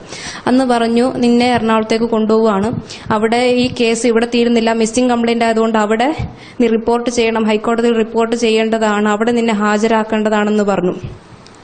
വെറുതെ അല്ല മോളെ നിന്നെ ഞാൻ പറ്റിച്ചത്, ഞാൻ അനുഭവിച്ചത് നീയും അനുഭവിക്കണം. അങ്ങനെ അവിടെ അപ്പൊ ആ പ്രതീക്ഷയിലായി പിന്നീടുള്ള വരവ്. പക്ഷെ ഇടയ്ക്ക് എപ്പോഴോ സംഭാഷണത്തിൽ കിട്ടി, എന്നെ കൗൺസിലിങ്ങിനാണ് കൊണ്ടുവരുന്നത്, എന്നോട് സംസാരിക്കാനാണ് കൊണ്ടുവരുന്നത്. എന്നെ എറണാകുളത്തുള്ള ഹിന്ദു ഹെൽപ്പ് ലൈൻ ഓഫീസിലെത്തിച്ചു. അവിടെ എന്നോട് 2 പേര് സംസാരിച്ചു, ഒരു അഡ്വക്കേറ്റ് പിന്നെ ഒരു ബിസിനസ് പേഴ്സൺ. അദ്ദേഹമൊക്കെ സംസാരിച്ചു. കള്ളപ്പേരിലൊക്കെയാണ് എന്നോട് സംസാരിക്കുന്നത്. കാരണം അവർക്കറിയാം ജിഹാദിന്റെ ആളായിട്ടുണ്ട് ഞാൻ. അവരുടെ കയ്യിലേക്ക് കിട്ടിയ ഇൻഫർമേഷൻ കുറച്ച് കള്ളത്തരമൊക്കെ ഉണ്ടായിരുന്നു, ഞാൻ ഏതോ സംഘടനയുടെ ഭാഗമാണെന്നൊക്കെയാ. പക്ഷെ സംഘടനയുടെ ഭാഗമായിട്ടില്ല, പക്ഷെ ജിഹാദ് ഒരു മൈൻഡ് ഉണ്ട് എനിക്ക്, മതം മാറ്റിയെടുക്കണം എല്ലാവരും എന്നുള്ളൊരു മൈൻഡ് ഉണ്ടായിരുന്നു. ഓക്കെ, സംസാരിച്ചുവെങ്കിലും കുറെ കാര്യങ്ങൾ ഇവരെന്നോട് പറയുന്നുണ്ട്. അച്ഛൻ്റെ അമ്മയുടെ വിഷമം മനസ്സിലാക്കണം, അങ്ങനെയൊന്നും പോകരുത്, ഇതൊക്കെ വലിയ പ്രശ്നങ്ങൾ ഉണ്ടാകും, അങ്ങനെയാണ് ഇങ്ങനെയാണ്, എല്ലാം തലം കുലുക്കി കേട്ടു. ശരി, ഓക്കെ, സമ്മതിച്ചു. കുറെ കുറ്റങ്ങൾ എന്നോട് ഇസ്ലാം മതത്തെ കുറിച്ചിട്ട് ഇങ്ങോട്ട് പറഞ്ഞു. നിങ്ങൾ കാണുന്നില്ലേ ഓരോ ദിവസം എത്ര പേര് മരിക്കുന്നു, നാളെ ഇത്രയും കാലം നോക്കിക്കഴിഞ്ഞ് ചരിത്രമൊക്കെ എടുത്ത് നോക്കരുതെന്നൊക്കെ പറഞ്ഞു. അവിടുത്തെ അഡ്വക്കേറ്റ് എന്നോട് സംസാരിച്ചു. എല്ലാം കേട്ട് തലയും കുലുക്കി. ഈ ഖുറാനിലൊരു വചനമുണ്ട്, ശത്രുക്കളുടെ ഇടയിലാണെങ്കിൽ അവരോട് യുദ്ധതന്ത്രം പ്രയോഗിക്കണം എന്നുള്ള രീതിയിൽ. അതുകൊണ്ട് ഞാൻ യുദ്ധതന്ത്രം പ്രയോഗിച്ചു. ഞാൻ അവരോട് പറഞ്ഞു, ഞാൻ മാത്രമല്ല അപകടത്തിൽപ്പെട്ടിട്ടുള്ളത്, അവിടെ വേറെയും കുറെ പേരുണ്ടെന്ന് പറഞ്ഞു. അപ്പൊ ഇവർക്ക് എന്നോട് കൂടുതൽ വിശ്വാസമായി. ഞാൻ മാറി വരുന്നുണ്ട്. അപ്പോൾ ഇവര് കൂടുതൽ മാറ്റത്തിനായിട്ട് യോഗയും പഠിക്കാം, കുറെ നമ്മുടെ ധർമ്മത്തിലെ കാര്യങ്ങളും അറിയാം, ഇസ്ലാം മതത്തിന്റെ പൊട്ടത്തരം അറിയിക്കുന്ന ഒരു സ്ഥലമുണ്ട് തൃപ്പൂണിത്തുറയിൽ. അവിടെ ഒരു മനോജ് എന്ന് പറഞ്ഞൊരു മാഷുണ്ട്. ആ മാഷോട് സംസാരിക്കുമ്പോൾ നിന്റെ എല്ലാ പ്രശ്നങ്ങളും മാറും എന്ന് പറഞ്ഞു. മനോജോ, ആയിക്കോട്ടെ, അതും കൂടെ ഉള്ളൂ. ആ നേർച്ചയും കൂടെ കഴിഞ്ഞിട്ടാവും അതിനടുത്തത്. എന്തായാലും ഇനി കൊണ്ടുവന്ന് ഇനി ഇവിടം തൊട്ടിട്ട് അത്രയ്ക്ക് സഹികെട്ട് കഴിഞ്ഞിരുന്നു. ഇനി സംസാരിക്കാൻ പോകുന്ന ആ സ്റ്റേജ് തൊട്ടിട്ട് ഇത് ഫൈനലായിരിക്കും. ഇനി എന്നെ ആരും സംസാരിക്കാൻ വിളിക്കണ്ട, ഇത് ഫൈനലായിരിക്കും. ഇവിടം തൊട്ട് ഞാൻ എന്റെ തനി സ്വരൂപം കാണിക്കുകയാണെന്ന് വിചാരിച്ചിട്ട് മതം മാറ്റാം, ഇവിടം തൊട്ട് തുടങ്ങാൻ എന്റെ മത പ്രബോധനം എന്നുള്ള രീതിയിൽ തന്നെ ഞാൻ വന്നു. തട്ടമിട്ടിട്ടില്ല. തട്ടം ഇവിടെ വന്നതിന് ശേഷം സാറിന്റെ മുമ്പിൽ വരുമ്പോഴാണ് ഞാൻ തട്ടമിട്ട് വരുന്നത്. കാരണം എന്റെ ഉദ്ദേശം അതാണല്ലോ. അതുവരെ ഞാൻ ഇട്ടിട്ടില്ല. ഇവിടെ വന്ന് ഞാൻ ആദ്യമായിട്ട് കാണുന്നത് സുജിത് സാറിനെയാണ്. താടിയൊക്കെ വളർത്തി, ഇന്ന് കാണുന്ന പോലെ ഒന്നല്ല, താടിയൊക്കെ വളർത്തിയിട്ട് മാന്യനായി മുണ്ടൊക്കെ എടുത്ത് അവിടെ ഇരിക്കുക. അപ്പൊ എന്റെ വിചാരം അതാണ് മനോജ് എന്നാ. മനോജ് ഇരിക്കാണല്ലേ, വെച്ചിട്ടുണ്ട് എന്നൊക്കെയുള്ള രീതിയിൽ അവിടെ എത്തി. എന്നോട് ആദ്യമായിട്ട് ചോദിക്കുകയാണ്, എന്താണ് അയ്യപ്പനെ കുറിച്ച് അഭിപ്രായം? പണ്ട് വെറുത്തതാ പേടിച്ചിട്ട് ഈ അയ്യപ്പനെ.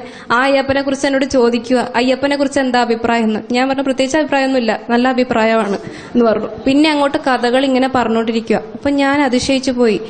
ശരിയല്ലേ, അയ്യപ്പന്റെ കഥ ഞാൻ കേട്ടത് ഇദ്ദേഹം പറയുന്ന പോലെ തന്നെയാണ്. അപ്പോൾ ഇദ്ദേഹം പറയുന്നതിൽ എന്തോ കാമ്പുണ്ടെന്ന് തോന്നിയാകും. എന്നാലും എന്റെ ഉള്ളിലുള്ള ഈഗോ സമ്മതിക്കുന്നില്ല. എന്തായാലും ഇസ്ലാം മതം അതിനെക്കുറിച്ചിട്ട് പറയാൻ ഞാൻ സമ്മതിക്കില്ല. എന്നിട്ട് ഞാൻ സംശയം എന്ന രീതിയിൽ അങ്ങോട്ട് ചോദിക്കാൻ വേണ്ടിയിട്ട്, അല്ല മനോജ് സാറേ എന്ന് പറഞ്ഞ് ചോദിച്ചു. വിളിച്ചു മനോജ് സാർ എന്ന്. ഞാൻ മനോജ് സാറല്ല, മനോജ് സാർ വേറെയാണ്. അത് ഞങ്ങളുടെ പ്രധാന ആചാര്യനാണ്. അദ്ദേഹം വരും, 2 ദിവസം കഴിയുമ്പോൾ വരും, അപ്പൊ പരിചയപ്പെടാം. അപ്പോ പിന്നീട് മധു സാറ് സംസാരിച്ചു. മധു സാർ എന്നോട് ഇതിനെക്കുറിച്ചൊന്നും സംസാരിക്കുന്നില്ല.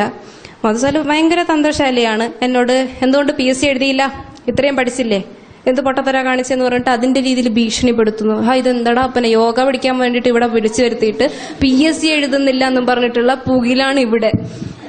ഒരാളുണ്ടായിരുന്നു, വേറൊരു അധ്യാപകനാണ്. അദ്ദേഹം ഇപ്പോൾ ഇല്ല, വേറെ ജോലിയിൽ കയറിയിരിക്കുകയാണ്. അപ്പോൾ അദ്ദേഹം ആണെങ്കിൽ പ്രാണായാമം പഠിപ്പിക്കാമെന്നും പറഞ്ഞ്, നല്ല ക്ഷീണമുണ്ട്, വണ്ടിയിൽ കിടന്ന് അടിയായതുകൊണ്ട് എനിക്ക് ഉറങ്ങാൻ പറ്റിയിട്ടുണ്ടായിരുന്നില്ല.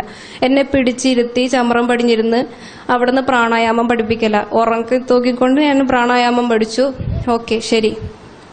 അങ്ങനെ ഒക്ടോബർ 19 ഞാൻ ഇവിടെ ആർഷവിദ്യാസമാജത്തിൽ വലതുകാല് വെച്ചല്ല, ഇടതുകാല് വെച്ച് കയറിയ. കാരണം എന്നെ ഇടതുകാലാണ് എനിക്ക് ഉത്തമം ആ സമയത്ത്. അങ്ങനെ എല്ലാം ഇടത്തോട്ടാണല്ലോ, എല്ലാം ഇടത്താണ്, സമ്പ്രദായമൊക്കെ ഇടത്തോട്ടാ. അതുകൊണ്ട് ഇടതുകാല് വെച്ച് ഞാൻ കയറി.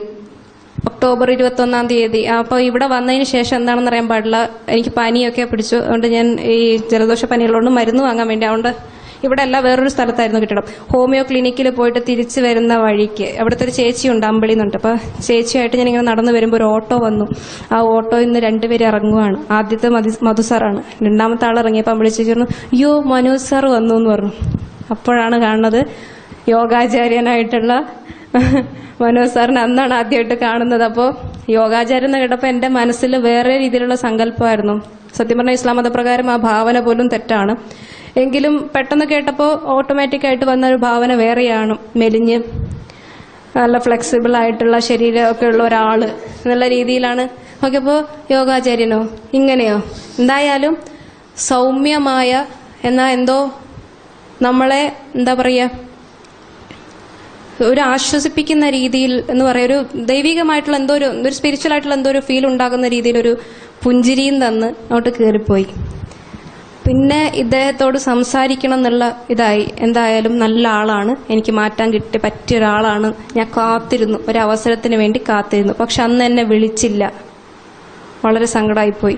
പിറ്റേ ദിവസം എന്നെ വിളിച്ചു. അപ്പം എനിക്ക് മനസ്സിലായി, ഞാൻ അങ്ങോട്ട് ചാടിക്കയറി ഇന്റൻഷൻ കാണിച്ചിട്ട് കാര്യമില്ല. ഗുരുവിനും തോന്നണം ശിഷ്യനോട്. ഒരു കഥ ഈ ഇടയ്ക്ക് ഒരു ദിവസം പറഞ്ഞപ്പോൾ ഞാൻ ആ ഫ്ലാഷ് ബാക്ക് മധു സാറ് പറഞ്ഞപ്പോൾ ഫ്ലാഷ് ബാക്ക് എനിക്ക് ഓർമ്മ വന്നു. അങ്ങനെ സാറിനോട് സംസാരിക്കാൻ നേരത്ത്, അത്രയും നേരം അമ്മയും ഒക്കെ ഉള്ളതുകൊണ്ട് തട്ടുവിടാനൊന്നും പറ്റത്തില്ല, ദസ്പ പിടിക്കാനും പറ്റത്തില്ല. അപ്പൊ സാറിന് മുമ്പിൽ വരുമ്പോൾ ദസ്പയുണ്ട് കയ്യിൽ, തട്ട ഇട്ടിട്ട് സാറിന് മുമ്പിൽ സംസാരിക്കുക. ഖുറാൻ വെച്ചിട്ടുള്ള സംഭാഷണമാണെങ്കിലേ ഞാൻ തയ്യാറുള്ളൂ, വേറെ ഒന്നും എനിക്ക് കേൾക്കണ്ട, മതി ഖുറാൻ വെച്ചിട്ട് തന്നെ സംസാരിക്കാം, അതാണ് ശ്രുതിക്ക് കംഫർട്ടബിൾ എങ്കിൽ അങ്ങനെ. സാർ പറഞ്ഞു. ഞാൻ പറഞ്ഞു ശ്രുതിയല്ല, റഹ്മത്തായിട്ട് സംസാരിക്കാനാണ് എനിക്കിഷ്ടം എന്ന് പറഞ്ഞു. മനസ്സിലായില്ല.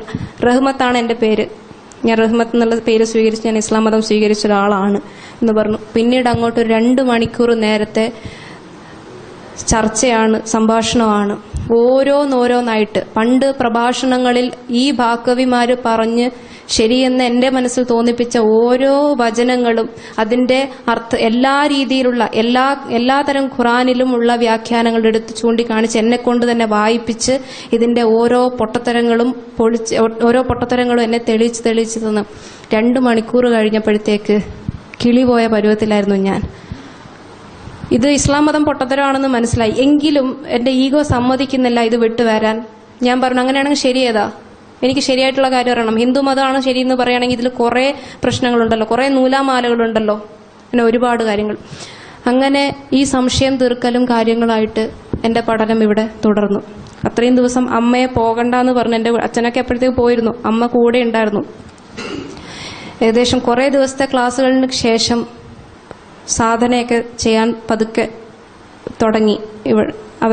ഇവിടുത്തെ ആൾക്കാരുടെ അഭിപ്രായമൊക്കെ കേട്ട് സാറും പറഞ്ഞു, സാധന ചെയ്യൂ, എല്ലാം ശരിയാവും എന്ന് പറഞ്ഞു. സാധനയൊക്കെ ചെയ്യാൻ തുടങ്ങിയതിന് ശേഷം ഇത്രയും പൊട്ടത്തരമായിട്ടുള്ള ഒരു മതത്തിലായിരുന്നു ഞാൻ നിന്നിരുന്നത്. ഇത്രയും പൊട്ടത്തരമായിട്ടുള്ള ഒരു മതത്തിന് വേണ്ടിയാണ് ഞാൻ ഇത്രയ്ക്കും ചെയ്യാൻ ഒരു മകളും ഒരു അച്ഛനും അമ്മയോട് ചെയ്യാൻ പാടില്ലാത്ത മഹാപാതകങ്ങൾ, വിസിബിളായിട്ടുള്ള തെറ്റാണ് ഞാൻ പറയുന്നത്, വിസിബിളായിട്ടുള്ള പാപങ്ങൾ ഒരു മാതാപിതാക്കളോടും ഒരു കുഞ്ഞും ചെയ്യാൻ പാടില്ലാത്ത മഹാപാപമാണ് ഞാൻ ചെയ്തുകൊണ്ടിരുന്നത്. അമ്മയെ അടിക്കുക, അച്ഛനെ ചീത്ത വിളിക്കുക, ചേട്ടന്മാരോട് കയർത്ത് സംസാരിക്കുക, ഒരു കുടുംബത്തിൽ പെരുമാറാൻ പാടില്ലാത്ത, ഒരു കുടുംബത്തിൽ ഒരു പെൺകുട്ടി പെരുമാറാൻ പാടില്ലാത്ത രീതിയിൽ പെരുമാറുക, അത്രയ്ക്കും നീചമായിട്ട് പെരുമാറിയതൊക്കെ ഈ അർത്ഥശൂന്യമായൊരു മതത്തിന് വേണ്ടിയായിരുന്നല്ലോ. ഇനി അതുമാത്രമാണോ ഞാൻ ഉപേക്ഷിച്ചു പോകാൻ പോയിരുന്നതോ? ഉപേക്ഷിച്ചു പോകാൻ പോയിരുന്നത് ഇത്രയും ശ്രേഷ്ഠനായ പരമേശ്വരനെയാണ്. എല്ലാവരോടും കനിവും കാരുണ്യവുമുള്ള, ദയവുള്ള, എല്ലാ തെറ്റും പൊറുക്കുന്ന, നമ്മളെ എല്ലാം തെറ്റുകളെല്ലാം പൊറുത്ത് ക്ഷമിച്ച് നമ്മളെ ഒരു കോഴി കുഞ്ഞുങ്ങളെ തള്ളക്കോഴി ചിറകിൻ കീഴിൽ പൊതിഞ്ഞു കെട്ടി സംരക്ഷിക്കുന്ന പോലെ നമ്മളെ സംരക്ഷിക്കുന്ന പരമേശ്വരനെ ഉപേക്ഷിച്ചുകൊണ്ടാണല്ലോ, അദ്ദേഹം തന്ന ധർമ്മത്തെ ഉപേക്ഷിച്ചുകൊണ്ടാണല്ലോ, ഈ മഹത്തായൊരു ഹിന്ദു ധർമ്മത്തെ ഉപേക്ഷിച്ച് സനാതന ധർമ്മത്തെ ഉപേക്ഷിച്ചാണല്ലോ ഞാൻ പോകാൻ നിന്നത് എന്നുള്ള ഒരു കുറ്റബോധം കൊണ്ട് ഇന്ന് വൈശാലി കിടന്നിങ്ങനെ കരയുമ്പോൾ എനിക്ക് എൻ്റെ അന്നത്തെ അവസ്ഥയാണ്. ഒരുപാട് കഷ്ടപ്പെട്ടിട്ടുണ്ട് മനോജ് സാർ എന്നെ കൈപിടിച്ചു ഉയർത്ത അമ്മയിലേക്ക്. ഇന്ന് ഞാൻ നിങ്ങളുടെ മുമ്പിൽ ഇത്രയും ധൈര്യത്തോടെ സംസാരിക്കുന്നുണ്ടെങ്കിൽ, ഇത്രയും ധൈര്യമായിട്ട് നമ്മുടെ ധർമ്മത്തെക്കുറിച്ചിട്ട്, ഈശ്വരൻ്റെ മഹിമയെക്കുറിച്ചിട്ട്, ഗുരുപരമ്പരകളെക്കുറിച്ചിട്ട്, ഗുരുവിൻ്റെ മഹത്വത്തെക്കുറിച്ച് ഞാൻ സംസാരിക്കുന്നുണ്ടെങ്കിൽ അതിനുള്ള ധൈര്യം ചിത്ര ചേച്ചിയെ പോലെ, ഞാൻ വലിയ പൊങ്ങച്ചം പറയുകയല്ല, ഞാൻ ഇവിടെ വന്നതിന് ശേഷം എത്രയോ കേസുകൾ ഞാൻ കണ്ടിട്ടുണ്ട്, എത്രയോ പെൺകുട്ടികളോട്, എത്രയോ ആൾക്കാരോട് ഞാൻ സംസാരിച്ചിട്ടുണ്ട്, എത്രയോ മാതാപിതാക്കളോട് ഞാൻ സംസാരിച്ചിട്ടുണ്ട്. ഇതിൻ്റെയൊക്കെ കഴിവെനിക്ക് ലഭിച്ചിട്ടുണ്ടെങ്കിൽ അത് നമ്മുടെ ഗുരുനാഥൻ മനോജ് സാർ നൽകിയ ഈ ആധ്യാത്മിക ശാസ്ത്രം എന്നുള്ള കോഴ്സ്, അതിലെ അറിവുകൾ, സാധന, പഠിപ്പിച്ചു തന്ന സാധന, അതിലൂടെയുള്ള ഈശ്വരീയ അനുഭവങ്ങൾ മാത്രമാണ്. ഇനി നേരത്തെ ലക്ഷ്മി സൂചിപ്പിച്ച പോലെ തന്നെ, ലക്ഷ്മി പറഞ്ഞപ്പോൾ ഞാൻ എൻ്റെ തന്നെ ശബ്ദം ഓർത്തു പോവുകയാണ്. ഈ തെറ്റ് തിരിച്ചറിഞ്ഞപ്പോൾ ഇനി എന്ത് എന്നുള്ളൊരു ചോദ്യം, ഇനി എന്താ തീരുമാനം എന്നുള്ള ചോദ്യം ഞാൻ പതുക്കെ റിക്കവറായി വന്നപ്പോൾ മനോജ് സാർ എന്നോട് ചോദിച്ചു, ഇനി എന്താ തീരുമാനം, വീട്ടിലേക്ക് തിരിച്ചു പോകാനാണോ? മാതാപിതാക്കൾ വിളിക്കുകയല്ലേ, അപ്പോൾ എന്താ ചെയ്യുക? മാതാപിതാക്കൾ അപ്പോഴത്തേക്ക് ഒന്ന് മാറി വന്നു എന്നാകുമ്പോഴത്തേക്ക് പിന്നെ കവാത്ത് മറന്ന് എല്ലാം മറന്ന് പിന്നെ ഇതൊന്നും വേണ്ട. അന്ന് കൊണ്ടുവരാൻ നേരത്ത് സാറിനോട് പറഞ്ഞാണ്, കരഞ്ഞു കാല് പിടിച്ച് എൻ്റെ കുഞ്ഞിനെ എങ്ങനെയെങ്കിലും ശരിയാക്കി താന്ന് പറഞ്ഞ അച്ഛനും അമ്മയാണ്. ഒന്ന് മാറി വന്നപ്പോഴത്തേക്ക് പിന്നെ ഇവിടുന്ന് കൊണ്ടുപോകാനുള്ള തിടുക്കമാണ്. പക്ഷേ ഒരു തരത്തിലും എനിക്ക് എൻ്റെ മനസ്സ് അനുവദിക്കുന്നില്ല ഇവിടുന്ന് പോകാൻ. ഞാൻ സാറിനോട് അന്ന് പറഞ്ഞു, ഞാൻ ഇസ്ലാമിൽ നിന്നപ്പോൾ ആ തെറ്റായ ആശയത്തിന് വേണ്ടി ഉറച്ചു നിന്നൊരു വ്യക്തിയാണ്. അത് തെറ്റാണെന്ന് തിരിച്ചറിഞ്ഞിട്ടല്ല. എന്നിട്ട് ഇതൊക്കെ എല്ലായിടത്തും എത്തിക്കണം, എല്ലാ മനുഷ്യരിലേക്ക് എത്തിക്കണം, കുറേ പേരെ ദീനിലേക്ക് കൊണ്ടുവരണം എന്നൊക്കെ ആഗ്രഹിച്ചിരുന്ന ഒരാളാണ് ഞാൻ. ഇന്ന് അത് തെറ്റാണെന്ന് തിരിച്ചറിഞ്ഞ് ശരി എന്താണെന്ന് തിരിച്ചറിയുമ്പോൾ ആ ശരിക്ക് വേണ്ടി ഞാൻ ഉറച്ചു നിന്നില്ലെങ്കിൽ ഞാൻ എന്തിനു മനുഷ്യനായി ജീവിക്കണം? വല്ല പാമ്പിൻ്റെയോ ഇല്ലെങ്കിൽ ഏതെങ്കിലും രോഗം വന്നോ കിടന്ന് ചാവുന്നതിനേക്കാൾ നല്ലത് ശ്രേഷ്ഠമായിട്ടുള്ള എന്തെങ്കിലും ഈ ലഭിച്ചിരിക്കുന്ന മനുഷ്യജന്മം കൊണ്ട് ചെയ്തിട്ട് പോകുന്നതാണ് എനിക്ക്. അതിനുവേണ്ടി ഞാൻ എൻ്റെ ജീവിതം തന്നെ മുന്നോട്ട് വയ്ക്കാൻ തയ്യാറാണ്. പക്ഷേ പെൺകുട്ടികൾ എന്നുള്ള നിലയ്ക്ക് സാർ എന്നെ ഒരുപാട് നിരുത്സാഹപ്പെടുത്തി. ഒരു പെൺകുട്ടി എന്ന നിലയ്ക്ക് ഒരുപാട് ലിമിറ്റേഷൻസ് ഉണ്ട് മോളെ. എൻ്റെ ദൗത്യം പൂർത്തീകരിക്കാൻ, എൻ്റെ ഈ പ്രസ്ഥാനത്തിലേക്ക് നിന്നെ സ്വാഗതം ചെയ്യുന്നതിൽ എനിക്ക് ഒരു മടി ഉണ്ടായിട്ടല്ല. പക്ഷേ നീ ഒരു പെൺകുട്ടിയാണ്, നിനക്ക് ഒരുപാട് ലിമിറ്റേഷൻസ് ഉണ്ട്. നിന്റെ മാതാപിതാക്കളോടുള്ള നിന്റെ കടമ നിർവഹിക്കേണ്ടതാണ്, ഒരുപാട് കാര്യങ്ങളുണ്ട്. അവർക്ക് നിന്നെക്കുറിച്ചൊരു, നീ വിവാഹം കഴിഞ്ഞൊരു കുടുംബമായിട്ട് ജീവിക്കണം എന്നുള്ള ആഗ്രഹം ഉണ്ടാവും. എല്ലാം അദ്ദേഹം എന്നോട് പറഞ്ഞു. പക്ഷേ ഞാൻ അദ്ദേഹത്തോട് പറഞ്ഞു, വിവാഹം എന്നത് എൻ്റെ ചിന്തയിലില്ല, അത് പണ്ടും ഉണ്ടായിട്ടുള്ളതല്ല. ഞാൻ ഇസ്ലാം മതത്തിലായിരുന്നപ്പോൾ അവിടെ സന്യാസമൊന്നും പറഞ്ഞിട്ടില്ലാത്തതുകൊണ്ട്, പെണ്ണുങ്ങൾക്ക് സന്യാസം പറഞ്ഞിട്ടില്ലാത്തതുകൊണ്ട് അന്ന് ഞാൻ തയ്യാറെടുത്തിട്ടുണ്ടാകാം അതിന്. അത് അള്ളാഹുവിൽ നിന്നുള്ള കൂലി കിട്ടാൻ വേണ്ടിയിട്ടായിരിക്കാം. പക്ഷേ ഇന്ന് അതിൽ നിന്ന് വിട്ടു നിൽക്കുന്ന എനിക്ക്, ശരിയിലെ പക്ഷത്ത് നിൽക്കുമ്പോൾ എനിക്ക് വൈവാഹിക ജീവിതം വേണമെന്നുള്ള താല്പര്യമൊന്നുമില്ല, എനിക്ക് വിവാഹം വേണ്ട.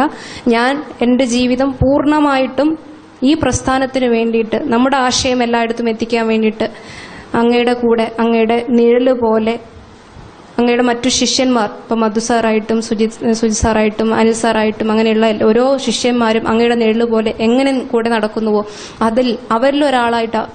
അവരിലൊരാളായിക്കൊണ്ട് അങ്ങേ നിഴല് പോലെ പിന്തുടരണം എന്നാണ് എൻ്റെ ആഗ്രഹം. അങ്ങയുടെ കാൽപാദങ്ങൾ പിന്തുടർന്നുകൊണ്ട് അങ്ങയോടൊപ്പം വരണം എന്നാണ് ആഗ്രഹം. അങ്ങ് ഈ ധർമ്മം പ്രചരിപ്പിക്കുവാൻ വേണ്ടിയിട്ട്, ഈ ധർമ്മം എല്ലായിടത്തും എത്തിക്കുവാൻ വേണ്ടിയിട്ട്, അങ്ങയുടെ ദൗത്യം പൂർത്തീകരിക്കുവാൻ വേണ്ടിയിട്ട് അങ്ങ് ചെയ്യുന്ന കർത്തവ്യങ്ങളിൽ അങ്ങയുടെ ഒപ്പം തന്നെ നിൽക്കാനാണ് എൻ്റെ ആഗ്രഹം. ഒരിക്കലും എന്നെ തടുക്കരുത് എന്ന് പറഞ്ഞ് ഞാൻ ഉറച്ച തീരുമാനം എടുത്തിട്ടാണ് വന്നത്. ഒരുപാട് ഒബ്സ്റ്റക്കിൾസ് ഉണ്ട് എൻ്റെ മുമ്പിൽ ഇന്നും. ആ ഒബ്സ്റ്റക്കിൾസിനെയൊക്കെ കണ്ടില്ല എന്ന് നടിച്ചുകൊണ്ട് മുമ്പോട്ട് നിൽക്കുന്നത് എൻ്റെ അച്ഛനും അമ്മയും അന്ന് ഒഴുക്കിയ കണ്ണുനീരിന് ഞാൻ പ്രായശ്ചിത്തം ചെയ്യും എന്നുള്ള ഉറച്ച തീരുമാനത്തോടെയായിരുന്നു. ഇപ്പോഴും അതെ. അന്ന് എൻ്റെ അച്ഛനും അമ്മയും ഒഴുക്കിയ കണ്ണീരിൻ്റെ അതിനുള്ള പ്രായശ്ചിത്തത്തിനായിട്ട് ഞാൻ ഒരുപാട് മാതാപിതാക്കളുടെ കണ്ണീരൊപ്പിയിട്ടുണ്ട്. ഈ 4 വർഷത്തിനിടയ്ക്ക് ഒന്നും രണ്ടും ഒന്നുമല്ല, ഒരുപാട് ഇപ്പൊ തന്നെ ഇവിടെ തന്നെ എത്രയോ കുട്ടികളുണ്ട്. അവരുടെയൊക്കെ മാതാപിതാക്കളുടെ, അവരുടെയൊക്കെ കണ്ണുനീര്, എല്ലാവരെയും ശരിയുടെ ദിശയിലേക്ക് കൊണ്ടുവരാൻ, വിളിക്കാൻ ഞാൻ മുന്നോട്ട് വന്നത്. എൻ്റെ ജീവിതത്തിൽ അങ്ങനെ ഒരു സാഹചര്യം വന്നു പോയി എന്നുള്ളത് കൊണ്ട് ഞാൻ ഇന്നതിനെ പ്രാകുന്നൊന്നുമില്ല. എനിക്ക് അങ്ങനത്തെ ഒരു അബദ്ധം പറ്റിപ്പോയല്ലോ എന്നുള്ളത് ഞാൻ പ്രാകാൻ ആഗ്രഹിക്കുന്നില്ല. കാരണം അങ്ങനെ ഒന്ന് എൻ്റെ ജീവിതത്തിൽ വന്നതുകൊണ്ട് ഇന്ന് എനിക്ക് മനോജ് സാറിനെ അറിയാം, പ്രസ്ഥാനത്തെ അറിയാം, നിങ്ങൾ ഓരോരുത്തരെയും അറിയാം. ഇവിടെ പഠിച്ചു പോയ കുട്ടികളെയും അവരിലേക്കും ഈ ആശയങ്ങളൊക്കെ എത്തിക്കാനുള്ള ഒരു ഉദ്യമത്തിലേക്ക് എൻ്റെ ജീവിതം തന്നെ മുന്നോട്ട് വയ്ക്കാൻ എനിക്ക് സാധിച്ചിട്ടുണ്ട്. ഇനിയും എവിടെ മതപരിവർത്തനം നടക്കുന്നുണ്ടെങ്കിലും, എവിടെ നമ്മുടെ സനാതന ധർമ്മത്തിൽ നിന്ന് അകന്നു പോകുന്നവരുണ്ടെങ്കിൽ അവരെ തിരിച്ചു കൊണ്ടുവരുന്ന പ്രവർത്തനത്തിൽ മുന്നോട്ട് പോകാൻ തന്നെയാണ് എൻ്റെ ആഗ്രഹം. അതിന് നിങ്ങളും എന്നോടൊപ്പം ഉണ്ടാകണം എന്നുള്ളതാണ്. എന്നോടൊപ്പം മാത്രമല്ല, ഞങ്ങൾ എല്ലാവരോടൊപ്പം ഉണ്ടാകണം എന്നാണ് ആഗ്രഹം. കൂടുതൽ ദീർഘിപ്പിക്കുന്നില്ല. ഇപ്പൊ തന്നെ പലരുടെയും പ്രാക്ക് എനിക്ക് ഇവിടെ കേൾക്കാം. അപ്പോൾ ആകെയുള്ള പറയാനുള്ളത്, ഇനിയും തെറ്റിദ്ധാരണകൾ, നിങ്ങൾക്ക് മുമ്പിൽ അവതരിപ്പിക്കപ്പെട്ട തെറ്റായ ആശയങ്ങളെല്ലാം തന്നെ അത്രയ്ക്കും ശക്തമാണെന്ന് എനിക്കറിയാം. അത് പെട്ടെന്ന് അതിൽ നിന്ന് ഊരിപ്പോരുക എളുപ്പവുമല്ല. പക്ഷേ നിങ്ങളുടെ ഭാഗത്തുനിന്ന് ശ്രമം ഉണ്ടെങ്കിൽ മാത്രമേ, കേൾക്കാനുള്ള ക്ഷമ അതുണ്ടെങ്കിൽ മാത്രമേ, ഇതൊക്കെ തിരിച്ചറിയാനുള്ള ആഗ്രഹം, താല്പര്യം ഉണ്ടെങ്കിൽ മാത്രമേ ശരിയിലേക്ക് വരുവാൻ സാധിക്കുകയുള്ളൂ. എങ്ങനെയും മാക്ബത്ത് എന്ന് പറയുന്ന ഒരു ഷേക്സ്പിയറിന്റെ ഒരു ഡ്രാമയുണ്ട്. അതിൽ മാക്ബത്ത് എന്ന് പറയുന്ന ഒരു കഥാപാത്രം കംപ്ലീറ്റ് ബ്ലഡ് ഷെഡാണ് അദ്ദേഹത്തിന്റെ ജീവിതം. എങ്ങനെയും നശിച്ചു, ഇനി അങ്ങ് നശിച്ച് നാറാണക്കല്ലങ്ങ് എടുത്തേക്കാം എന്നുള്ള രീതിയിൽ അദ്ദേഹം പോയിക്കൊണ്ടിരുന്നത്. അതുപോലെ ആവരുത് ഒരിക്കലും. തെറ്റ് പറ്റിയിട്ടുണ്ടെങ്കിൽ അത് തിരുത്തി വരാനുള്ള താല്പര്യം ഉണ്ടാകണം. കൂടുതൽ നീട്ടുന്നില്ല, ഞാൻ മൈക്ക് കൈമാറുകയാണ്.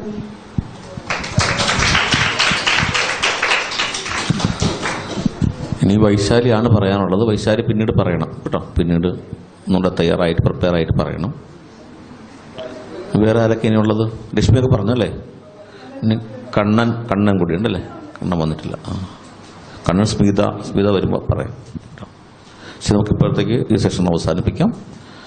ഓം നമഃ ശിവായ. ഓം നമഃ ശിവായ. ഓം നമഃ ശിവായ. ലോകാ സമസ്താ സുഖിനോ ഭവന്തു. ലോകാ സമസ്താ സുഖിനോ ഭവന്തു. ലോകാ സമസ്താ സുഖിനോ ഭവന്തു. ഓം ശാന്തി ശാന്തി ശാന്തി.